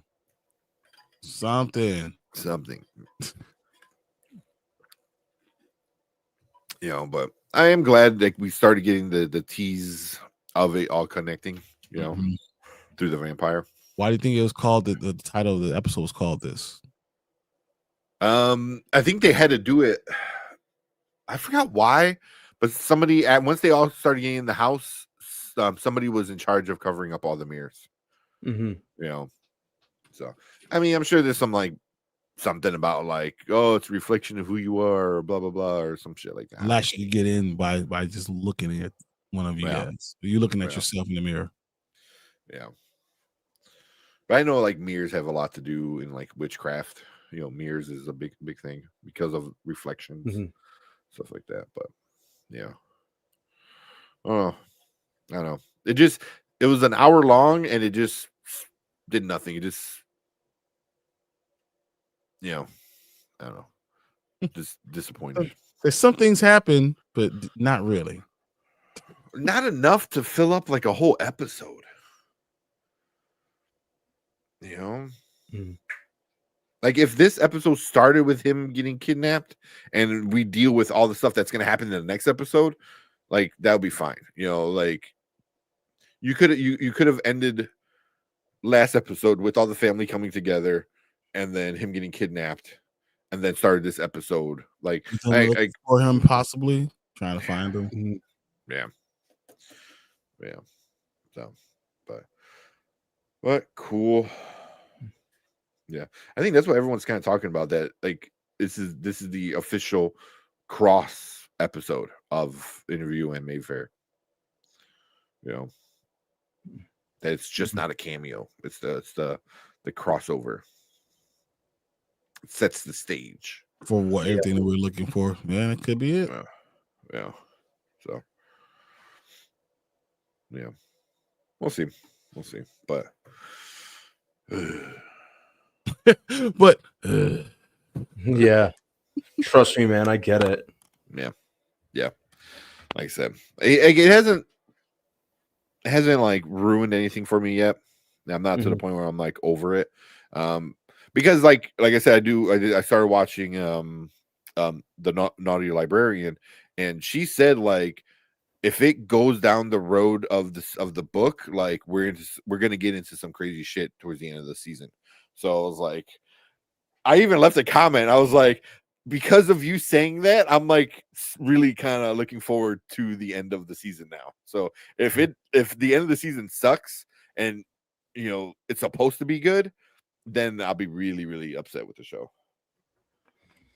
So, dude, I feel your pain. Yeah, but especially my mom is such a big Anne Rice fan. Like being able to like talk to her about these things that she like loves and read like a bazillion times. My mom's watching this show right now. Hey, Mom. Maybe not live. She was. I think she says we go on for too long and we talk about a lot of stuff she don't like. So, but she does watch all of our. My mom has said something similar. Yeah. Just I don't care about the Marvel stuff. Yeah, I don't care about this stuff. Like, so she'll watch more of the edits. Like I know she'll watch the Wolfman edit because she's curious about it. She watched the wolves, not wolves.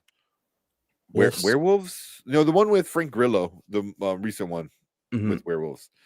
And I'm like, it sucks. And she goes, oh, I think it's gonna be good, and it sucked. And she told me, she goes, yeah, it was bad. I was like, yeah, no shit. Like, oh yeah, it looked garbage. It looked like garbage. This one at least looked cool in the trailers, but yeah, everyone said that this new one sucked. Yeah, so, yeah. I thought Brandman was gonna be like, "Oh no, it was great," and then even he turned back around.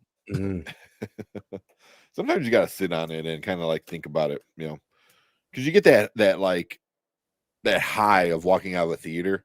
You're like, oh, cool, and then you kind of sit and you're like, maybe I didn't like it, Yeah. Well, I think somebody.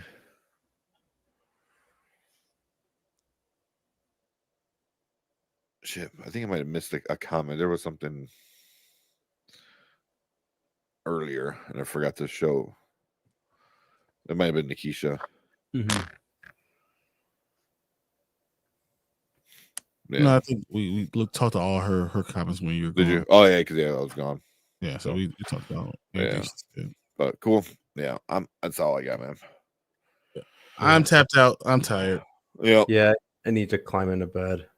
Yep. And it's cold. I'm just gonna like wrap myself. All the kids are out of school. They've canceled school in Chicagoland area. So yeah, I gotta figure out how I'm gonna be a dad and do my business review meetings with Culver. So that's gonna be fun. So kids in the background screaming. So, all right, so don't scream too loud. You just lock them in a room. You just have like a soundproof room just for that. Just put them in a padded room, man. Just wrap them up like they're little kids. So that's child abuse. I'm like, I'm doing the same thing I did when I was little. Or you get the real ones, the big inflatable like tubey things that they stand in and they just like run into each other. There you go. Literally bounce on the walls. I mean, I would have loved that shit when I was a kid. And that's the problem. They'll love it now. Yeah, exactly. But cool. Yeah, we appreciate everyone coming in, hanging out with us. Ace, as always, appreciate you coming in and hanging out with us, talking about this interview or Mayfair witches and stuff like that. But Mama Barrow is in the house. Kevin Davis, Sheed, hanging out with us. Nikisha, whoever else was in here. I know Collector Movie Man was in here. Ty came in, said hi. Viewer Drew, Brand Davis, Dark Reviews. So if I missed you, sorry, but we appreciate all you guys. Thank you guys so much, and we will see you guys on Thursday. I don't even know what we're gonna talk about. We got to do our Reacher season 1 and season 2 review. So yeah, we might do maybe season 1 on Thursday. give you guys a chance to catch up. All the stuff is missing. Man, we have no more shows coming on. Wow. Yeah, man, January sucks. Yeah, January's like the dry spell of the year. So, yeah. No, we can talk about Back in Action since I watched Back in Action. That was both of you guys watch it. I'll watch it. Yeah, we'll do that movie review. Yeah, I know we were going to talk about 10 more years of Hugh Jackman. Potentially, maybe we could go more into detail about that. Talk about what was that Flow? That was. Oh, did you watch it? Yeah. So did you not like it? It was okay. My kids walked away. Really? Yeah. They're like, Dad, I'm not 7. I was like, you're 8. What the hell are you talking about? But her point was that it was too kiddie for her. I was like, no. So I'm thinking it's either you have to be really young or adult enough to understand to do it. Mm. I can see that. I can see that. I don't know. My 2-year-old and my dog love it. My dog was asleep. So. My dog, like, seen the cat. He was like, "What the fuck?" Like, he just lost his mind. But cool. Let's get out of here. We will see you guys on Thursday. Have a good weekend or good week. Be safe. It's cold out there. So, oh man. Yep. But we stay warm, guys. On Thursday. Mm-hmm. Later. See you guys.